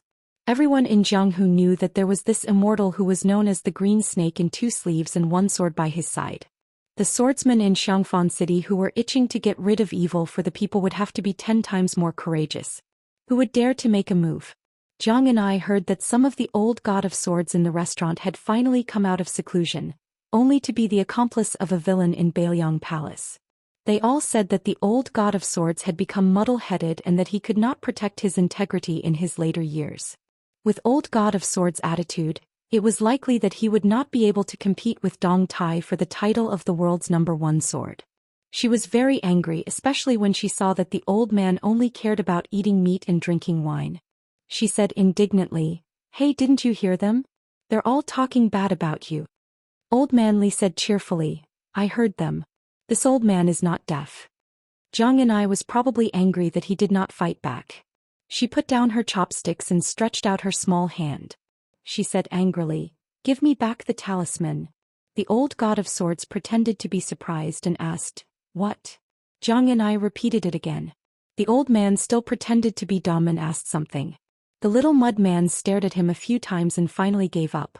She completely ignored this old man who could clearly split the river with 1 sword and let others talk bad about him. Su Fingyin was not amused by her childish behavior and laughed out loud. Zhang and I heard it and angrily said, "What are you laughing at? I'm not going to study today." Su Fingyin smiled and said, "If you don't laugh, then don't laugh. Let me talk to you. What kind of status does old god of swords Li have? Do you need to lower yourself to the same level as these short-sighted people? You can't let the old god of swords, the 8th master in the world, fight with these people, right?" Zhang and I snorted coldly and said, "Only the 8th. Su Fingyin used his chopsticks and pretended to hit Zhang and I. In the end he did not really do it. Old man Li rubbed his chin and said, "Indeed only the 8th. Which son of a bitch made the ranking? We need to talk about it. This old man was once the number 1 in the world. In this way, compared to the 11th master in the world, he is more miserable. We need to talk about it." Su Fingyin said regretfully, "My Huang man, is actually not on the martial arts ranking sub-ranking. We also need to talk about it." The old god of swords laughed and said, "Although I haven't seen that idiot's physique with my own eyes, this old man reckons that this kid who was born at the Vajra realm will become a freak who is invincible under the mysterious realm in a few years. Longhu Zhao Shituan." This old man had seen him a few times. This sloppy old Taoist's ability was not high, but his vision was not bad. In the next martial arts ranking, Su Longxiang will be able to secure a place in the top 3 if nothing unexpected happens. If someone like Wang Xinji does not appear in the pugilistic world in the next 20 years, it is even possible for him to fight for the championship. Of course, with someone like Wudong's Hong Shixiang who cultivated the heavenly Tao, it was hard to say that he was the number 1 in the world. This old man claimed to be invincible back then, but he was actually guilty. After all, he had never fought with Qi Xuanzhen. That's strange. Su Xiao has 4 children. Su Weisheng and Su Longxiang are all extraordinarily gifted characters. Why is it that you Sheila can't fight normally? Su Fengyan laughed shamelessly and said, we can't take all the good things in the world. We have to leave something for others to remember. At this moment, a group of young scholars walked in from outside the building. Their faces were full of anger as they cursed the immoral fellow for shitting in front of the records of the Slender Sheep Lake. Su Fengyan saw Zhang and I staring at him and asked, does it look like I did it? Zhang and I laughed coldly and said, it must be you. Su Fengyan gave a thumbs up and said, smart. Zhang and I could not eat anymore. Su Fengyan asked, are you really not going to study today? Zhang and I put on a straight face. Su Fengyan asked again, you spent 1 tael of silver on Mount Lao. Don't you feel heartache? Are you not going to earn money? Zhang and I did not make a sound. But in the afternoon she held a book and stood outside Su Fengyan's room. She did not knock for a long time. Su Fengyan did not make things difficult for her. He walked out of the room and said with a smile, you're not going to study today and I'm not going to listen. Let's go out and play. Chapter 182. Su Fengyan was kind enough to take Zhang and I out to relax, but she kept thinking about all the rumors she heard about the ghost city in Xiangfan. Admiring the lake with Su Fengyan was already the limit of her courage, so she did not dare to go out again. Even though Su Fengyan rarely made a losing deal and said that as long as she went out, he would treat it as if she had studied 10,000 words, Zhang and I did not hesitate to refuse. Su Fengyan could only give up. He could not tie her up and go out. Besides, the itinerary was Diaoyu Lake, where the yin qi was the heaviest. He reckoned that when the time came she would fight him to the death. When Wang Yangming's army was defeated and the city was broken, he cut out his eyes and committed suicide on the city wall. His last words were that he wanted to keep his eyes to see how Su Xiao would lose his reputation. That place was not a good place to enjoy the scenery. Zhang and I did not go, and the old god of swords, who was the stabilizing force in the chaotic situation, naturally would not follow. Su Fengyan could only remove 3 of his retainers and bring along the halberd Ningame. Without waiting for Su Fengyan to ask Bluebird to call for people, Ningame strode over with a serious expression. After making sure that there was no one in the corridor, he said in a low voice, Your Highness, King of Jing and Zhaoheng is here. Su Fengyan was stunned. He narrowed his eyes and asked, how many soldiers and armor did he bring? Ningame shook his head and said in a low voice, he did not bring any soldiers. Other than a few personal guards, he only brought Zhao Sun and a woman. She seems to be Princess Jing, and Su Fengyan was shocked beyond words by King of Jing'an's antics. Could it be that he had brought his wife's collar to beg for forgiveness? Otherwise he would not have let Princess Jing'an show her face in public. The fact that he did not bring any armor, spears, or halberds was already enough of a show of sincerity. For example, Su Xiao had never been courteous to the wise. When you came to his residence, he had already given you enough face by opening the front door. No matter how useless the King of Jing'an was, not to mention how glorious he was in the past, he was now one of the 6 great vassal kings. If he abided by the law of the vassal kings, he would not dare to muster a large force. But why would he need to come in person? How was that possible? Su Fengyan furrowed his brows as his thoughts raced. For a moment he did not notice that Ningame was sizing him up. Outside the room, Zhang and I was holding a book with an indifferent attitude, as if even if the sky fell, His Royal Highness would be there to support it. On the other hand, the meticulous Bluebird saw Ningame's expression and immediately felt an indescribable murderous intent. Ningame seemed to have noticed it. He slanted his eyes and smiled calmly at Bluebird. Su Fengyan was thinking about how to deal with this situation and ignored the confrontation between Bluebird and Ningame. He paused for a moment and smiled. Let's go, General Ning. Let's go and take a look. I heard that Princess Jing'an is an extremely charming beauty. If I remember correctly, she is one of the beauties in this Rouge review. She is almost 40 years old and still able to be on the list. She must be a very beautiful woman. Ningame smiled and led the way. The appointment was to be held in a secluded room in the corner of the inn. Unknowingly, Lu Yongshu and the other two had gathered behind Su Fengnian. By the time Su Fengnian entered the room, even Li Chungang was standing silently in the corner. At the door stood two imperial bodyguards of the Prince of Jing'an's estate who were in the prime of their lives. Their auras were strong and unending. One of them wielded a saber while the other was empty-handed. There was a scent of the battlefield that Su Fengnian was no stranger to about them. The old soldiers in the army always said that even ghosts would be afraid of people who crawled out from a pile of hundreds and thousands of corpses. This was because their bodies were tainted with an extreme yang aura that was snatched from the corpses. Therefore, whenever the Bailiang soldiers mentioned the Pillar State in Xiangfan City, they would always proudly say that hundreds of thousands of wandering ghosts were nothing. As long as the great general entered the city alone, those filthy otherworldly items would not even be able to become ghosts. They would perform the 36,000 great ritual of the heavens. The two imperial bodyguards who had just left the battlefield did not stop Su Fengnian. Presumably the king of Jing in Zhao Heng was famous for his shrewdness. Since he was willing to sacrifice his face and personally enter the inn, he would not delay the important matters. Su Fengnian, who was armed with two sabers, did not knock on the door. Instead, he directly pushed the door open. The eldest son of Xiangfan, the crown prince of the king of Jing in Zhao Sun, was standing with his head lowered. A middle-aged, elegant man was sitting on a chair, twirling a string of 108 Tiantai Bodhi beads in his hand. He was reciting the names of the three treasures. His face was unusually pious. Although he was already in his 40s and would soon be over 50, he still had an outstanding demeanor. At first glance, one could tell that he was a handsome man with a jade-like face when he was young. According to the unofficial history, the king of Jing was most favored by the Empress Dowager and was given the nickname Tanlang because Zhao Heng had been handsome since he was a child. In addition, he was pure, filial and docile, so he was able to enjoy the Empress Dowager's love among the princes. After he was crowned, he became even more outstanding and elegant. According to the official history, the sixth prince was good at riding and shooting. He held a long spear in his hand and rode a horse. It was enough to show that Zhao Heng was unparalleled in the past. However, after Su Fengnian entered the inn, he did not go to see Zhao Sun or the king of Vassal who had failed at the last step. It was not that Su Fengnian pretended to be arrogant, but that the woman in the room was too eye-catching. She happened to be sitting sideways. Her body was graceful and graceful. The woman was reading a book. When she turned the page, she lifted the hair on her temples. She was beautiful and her demeanor was even better.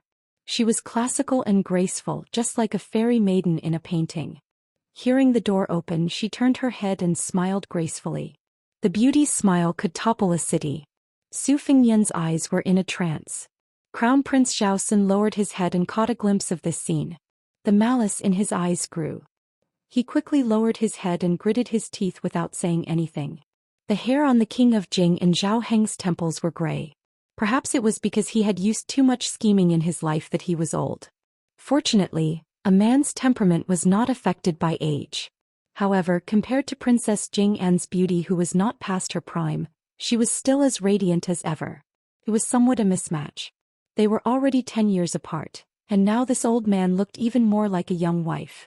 The world only knew that the princess came from a noble family in the spring and autumn period. Her father was Pei Kai, the most knowledgeable scholar in Western Shu. He was known as Pei Huang Lao. He was famous for being weak, and was especially proficient in the Lao and Yi. He was above the secular world and was fully deserving of the title of a great scholar of the classics. The Pei family withered during the unjust war of the spring and autumn period. Pei Kai died for his country, leaving behind only an orphan.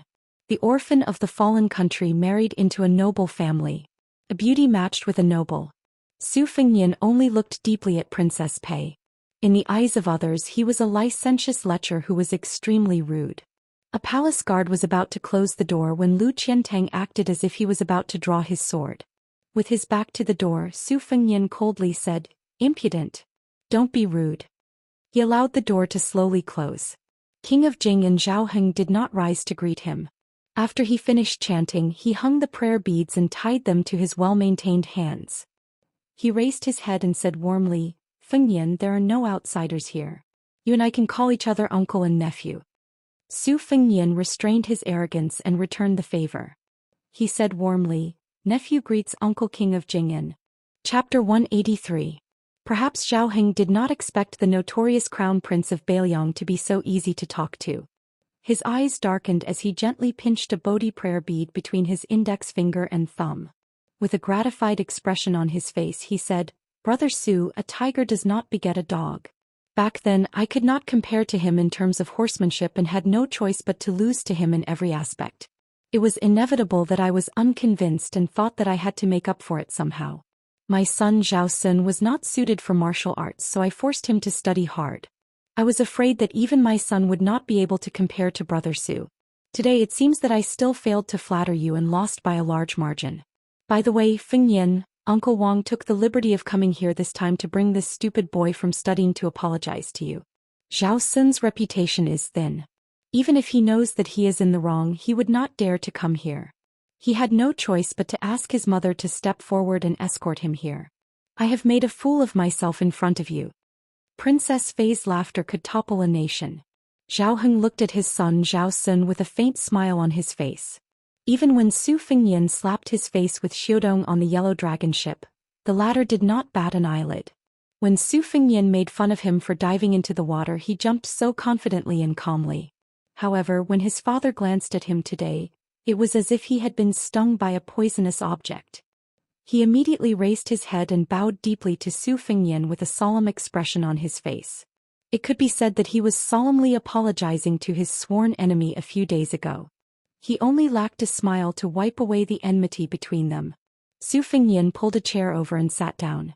He stared at Princess Jing'an's beautiful face for a while, then turned to the King of Jing'an and said with a smile, "This nephew was reckless. How could I accept Brother Su's bow?" Although he said that, he did not have any intention of getting close to Zhao Sun. He accepted the King of Jing'an's apology with a clear conscience. Zhao Heng smiled at this, sitting upright on a taisha chair pieced together from red sandalwood. No matter how luxurious the inn's decorations were, they couldn't afford to use rhinoceros horn sandalwood or rooster blood sandalwood to make a chair. Red sandalwood was ranked last among red sandalwood. Its texture was relatively loose, and its luster and texture were far inferior to the other two. However, red sandalwood usually grew slowly, and it didn't have any great material. Ordinary high-ranking officials and dignitaries would be grinning from ear to ear if they had a sandalwood chair.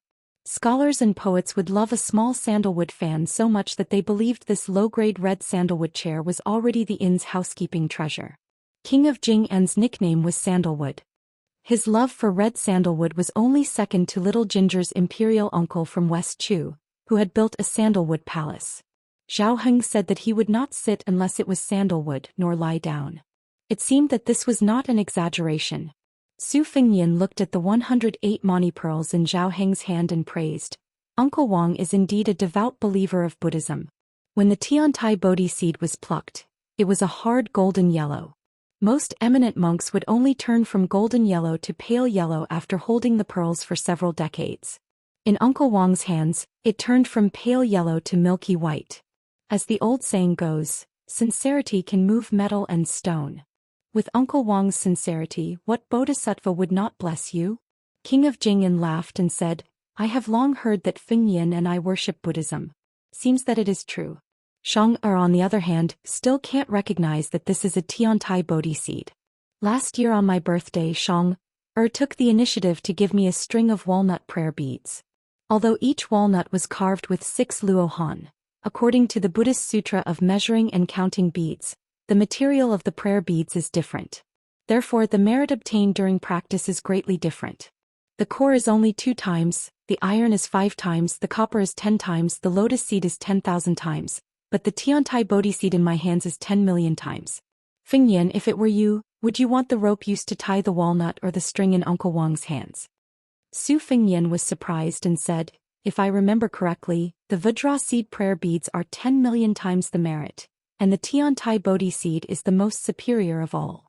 Zhao Heng's 2 fingers clasped the faded color of the Tiantai Bodhi seed. He squinted his eyes and said with a smile, "After all, Uncle Wang is old and always remembers incorrectly. He has to admit that he is old." Princess Jing An's appearance and bearing were like that of an empress. Perhaps she was infected by the harmonious atmosphere. She lost some of her deliberate dignity. Two slender fingers pinched a page of a book and one hand rested on her cheek as she looked sideways at Su Fengnian. Her eyebrows were naturally charming. It seemed that she was quite curious about His Royal Highness from Beiliang who had come from afar. The junior in front of her could no longer be considered a child. Even in Qingzhou there were many sayings about him, including the Su family's phoenix who was a prodigal son of the family. Moreover, Xiangfan had been destroyed by Su Xiao and Wang Yongming. The majestic city had once become a ghost city. The scholars of Qingzhou knew that they could not convince the king of Beiliang with words, so they took pleasure in wantonly criticizing the hedonistic behavior of the crown prince of Beiliang. Su Fengnian and Princess Pei looked at each other and said with a smile, "Auntie is really beautiful." Princess consort Jinggan stared blankly for a moment. Zhao Heng gently pinched the prayer beads he was using to suppress his delusional thoughts and took the opportunity to joke. "Your auntie is naturally good-looking. In the year of the phoenix, is there any noble young lady from Qingzhou that you fancy? Uncle Wang can help you snatch her away." Su Fengnian's skin was as thick as the walls of Xiangfan. He climbed up the pole and said shamelessly, "Originally I was thinking about a Qingzhou lady that I met by chance on the Spring God Lake. What was her name again? I remember now, Lu Xiuer. I think her family's ancestor was the old minister of the Pillar State in the capital. In terms of family background she could be a good match for me. But after seeing Auntie today I don't want to think about her anymore." Zhao Heng dismissed it with a smile. Crown Prince Zhao Sun was so angry that his lips were ashen and his entire body was trembling. Fortunately he was standing to the side with his head down. Next to the king of Jing'an and princess consort, he was very inconspicuous. What followed next was an even more boring chat. Borrowing the momentum of the civil, military and rouge reviews, there was no lack of topics to talk about. Su Fengnian's eloquence had long been honed by the courtesans of Beiliang to a profound level. It was more than 10 times better than his knife skills. When the king of Jing'an mentioned that the review this time only lacked a general review, he even spoke up for Su Xiao who had humiliated him in the past. This time the general review did not appear. The reason was that there were no famous generals after the spring and autumn period, and after the spring and autumn period, there were only blue eyes. Since the general review could not produce anything, why would there be a need for another review? However, anyone with a discerning eye could see that this statement greatly praised the current Chancellor Zhang Julu. It almost pushed him to the height of being able to support the country alone. The king of Jing'an and Zhao Heng finally stood up. Su Fengnian gently bowed and said goodbye. When leaving the room, of course, Zhao Heng should be the first. Originally, Princess Pei should be the second, followed by the junior Su Fengnian and Zhao Sun. Su Fengnian, intentionally or otherwise, lagged behind a few steps. Princess Pei's temperament was indifferent. In addition, the shameless Zhao Sun was in a hurry to escape. Thus, Su Fengnian and Princess Pei walked side by side. When they crossed the threshold, this beauty from a noble family trembled. Her autumn eyes, filled with the aura of Jiangnan, widened. With an expression of disbelief, she looked at the young man who had repeatedly called her aunt. How dare he? Su Fengnian had an innocent expression on his face. He softly said, "Aunt, nephew has chosen a pair of bracelets. In a moment I will have someone send it to the prince's mansion." Her ears were completely red. She did not make a sound. Her buttocks, which were covered by the brocade robe, felt waves of numbness. How dare he be so licentious and absurd? Chapter 184. When King of Jing and Zhao Heng heard this, he didn't seem to notice Princess Pei's strange expression. He turned his head and smiled. Fengnian is very considerate. Su Fengnian laughed and said that it was something he should do. He walked them out of the inn and waited until the three of them got on an ordinary carriage. It was obvious that the carriage was quite narrow.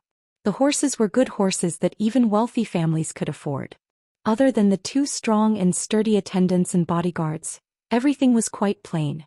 This family of three, who was only one step away from owning the imperial palace in the capital, came and went quietly.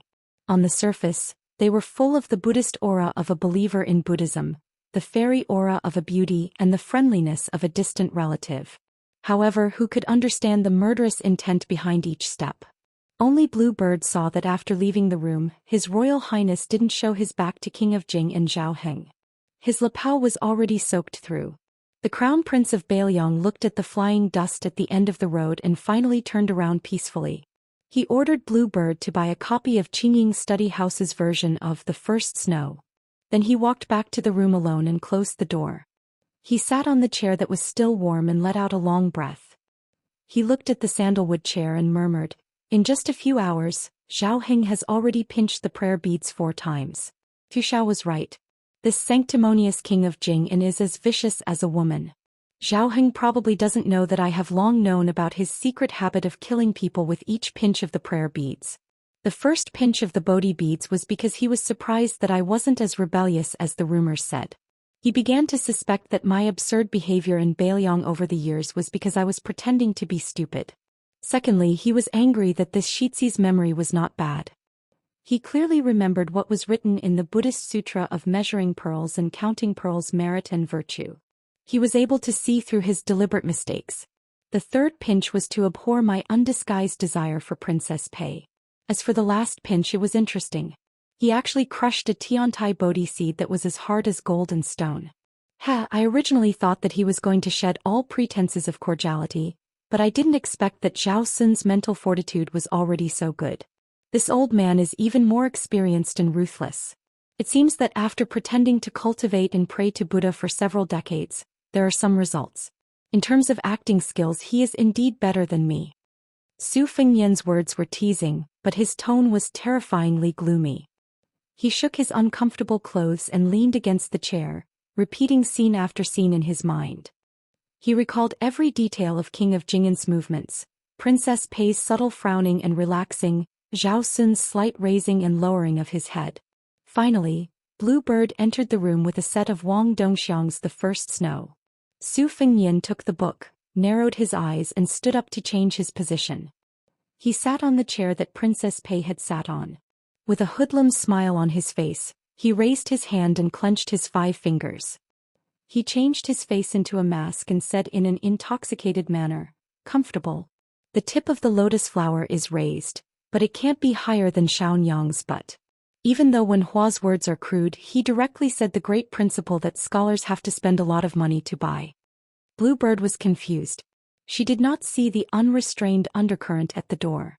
She reckoned that Su Xiao was the only one in the world who dared to think deeply about Su Fengyan's daring feat. Su Fengyan pondered for a moment, then took out one of the books, The First Snow, printed by Qingying Study Room, and flipped through a few pages. If King of Jing'an and Princess Pei were present, they would definitely be shocked by the amazing memory of this nephew of Bailiang. He remembered that in the Sutra of Buddhist Studies and Counting of Beads, the multiplier of the merit of prayer beads was nothing. This was because the pages that Su Fengyan flipped through were exactly the same as the pages that Princess Pei had skipped through several times. Thinking about the subtle changes in Princess Jing'an's expression every time, Su Fengyan lowered his head to look at the contents of the book. With a strange smile, he said, "This beautiful auntie does not seem like a woman who is soft on the outside but strong on the inside. Pei Kai, who was born in a rich and powerful family, is an unyielding literary hero. How could he train such a weak and delicate daughter? Compared to the women of Qingzhou who like to fight and scheme the most, she could be said to be a weirdo. I reckon that if this auntie was not so beautiful, she would not have been able to sit firmly in the position of princess consort of Jing'an Palace. Previously, I heard that little girl Lu Xior said that Princess Pei had caused the death of Zhao Sun's mother to be able to sit as the princess consort, and I believed it to be true. This little girl's skin has done a lot of harm. The next time I see her, I won't just touch her small hands and waist." Su Fengyan asked, "Bluebird, where is the sandalwood box that I asked Wang Linquan to buy on Mount Lao? Go get it." Bluebird quietly left and returned. Su Fengyan opened the exquisitely crafted sandalwood box. Inside there was a string of prayer beads that were rarely seen in the dynasty. The material used was called Puluo Zi in the western regions, and the people of the Central Plains were used to call it Crown Prince. This kind of prayer beads would not be cold in the winter and would not be stained with sweat in the summer.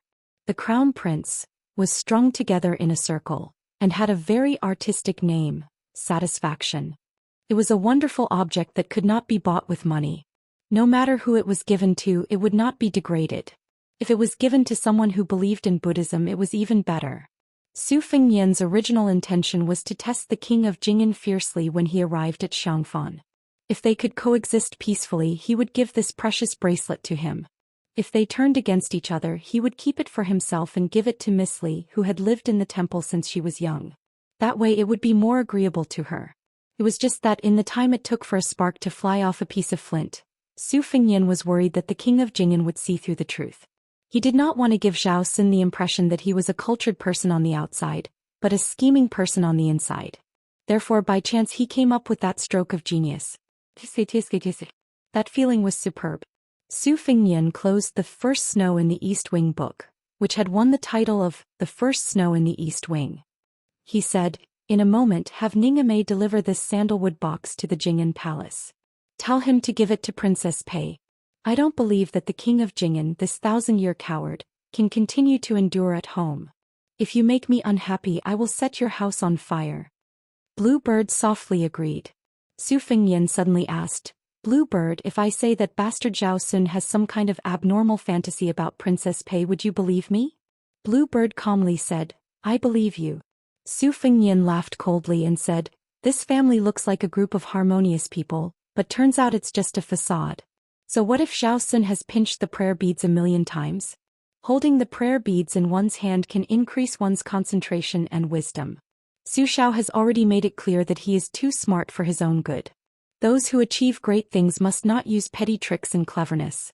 Zhou Xian is a person who cannot let go of anything.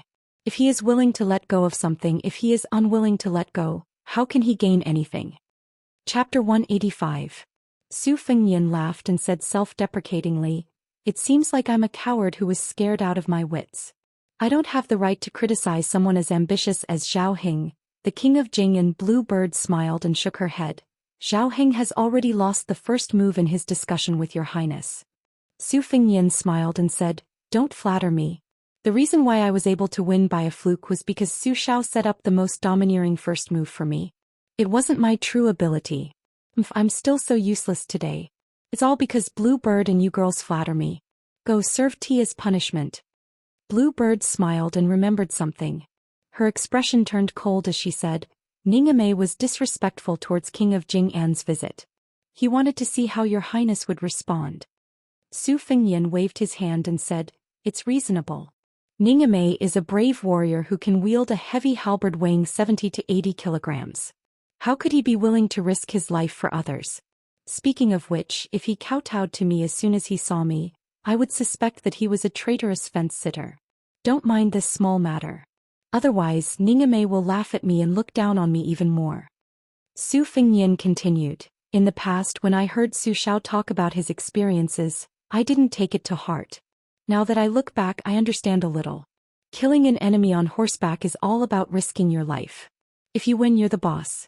If you lose, you're the grandson. It's clear. What a headache." No wonder Su Xiao said that scholars were the most ruthless and merciless when killing other scholars. Zhao Heng is one of the most sinister people. Sure enough, to practice the saber you need to personally fight with the enemy. To develop shrewdness, you need to fight with masters like King of Jing'an to gain experience. I don't feel bad about giving you a string of satisfaction worth thousands of gold." Bluebird took the sandalwood box and left the room, gently closing the door behind her. Su Fengnian took the time to quickly read the last book, The First Snow. Every word was like a gem. He really couldn't understand how a 16-year-old girl could write such a vivid essay.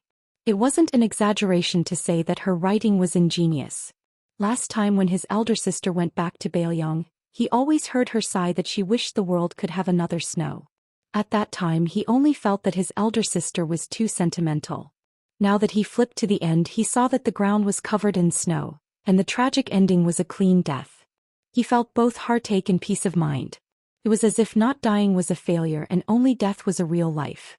In the past, Su Fengnian didn't have such a state of mind. If someone died beside him, he would appear to be indifferent, but in fact he would always be worried for a long time.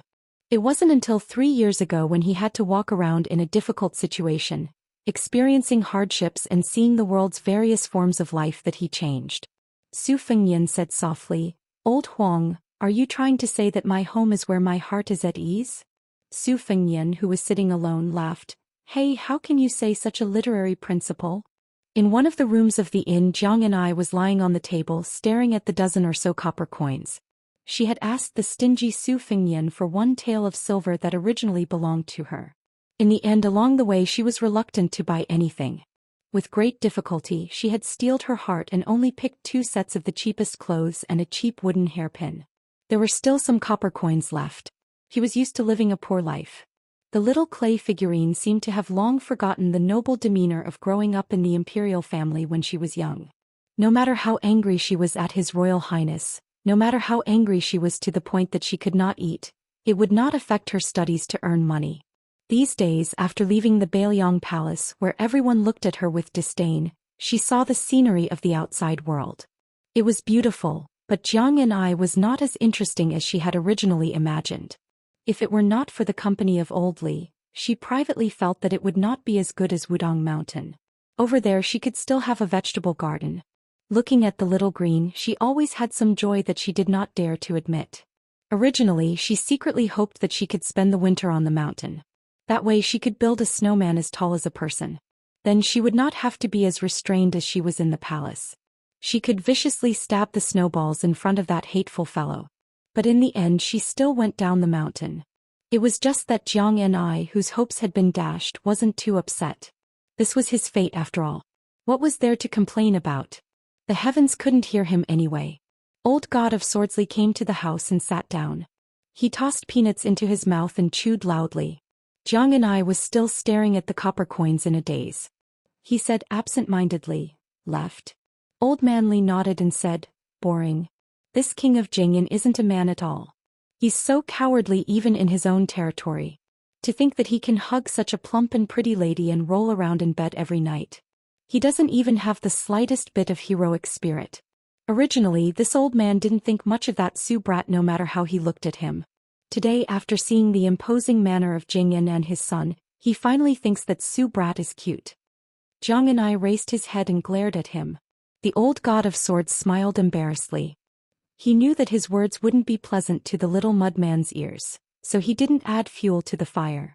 He was just starting to get annoyed.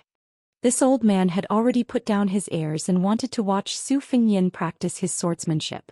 This little brat, on the other hand, hadn't done anything for so many days from Mount Lao to Xiangfan.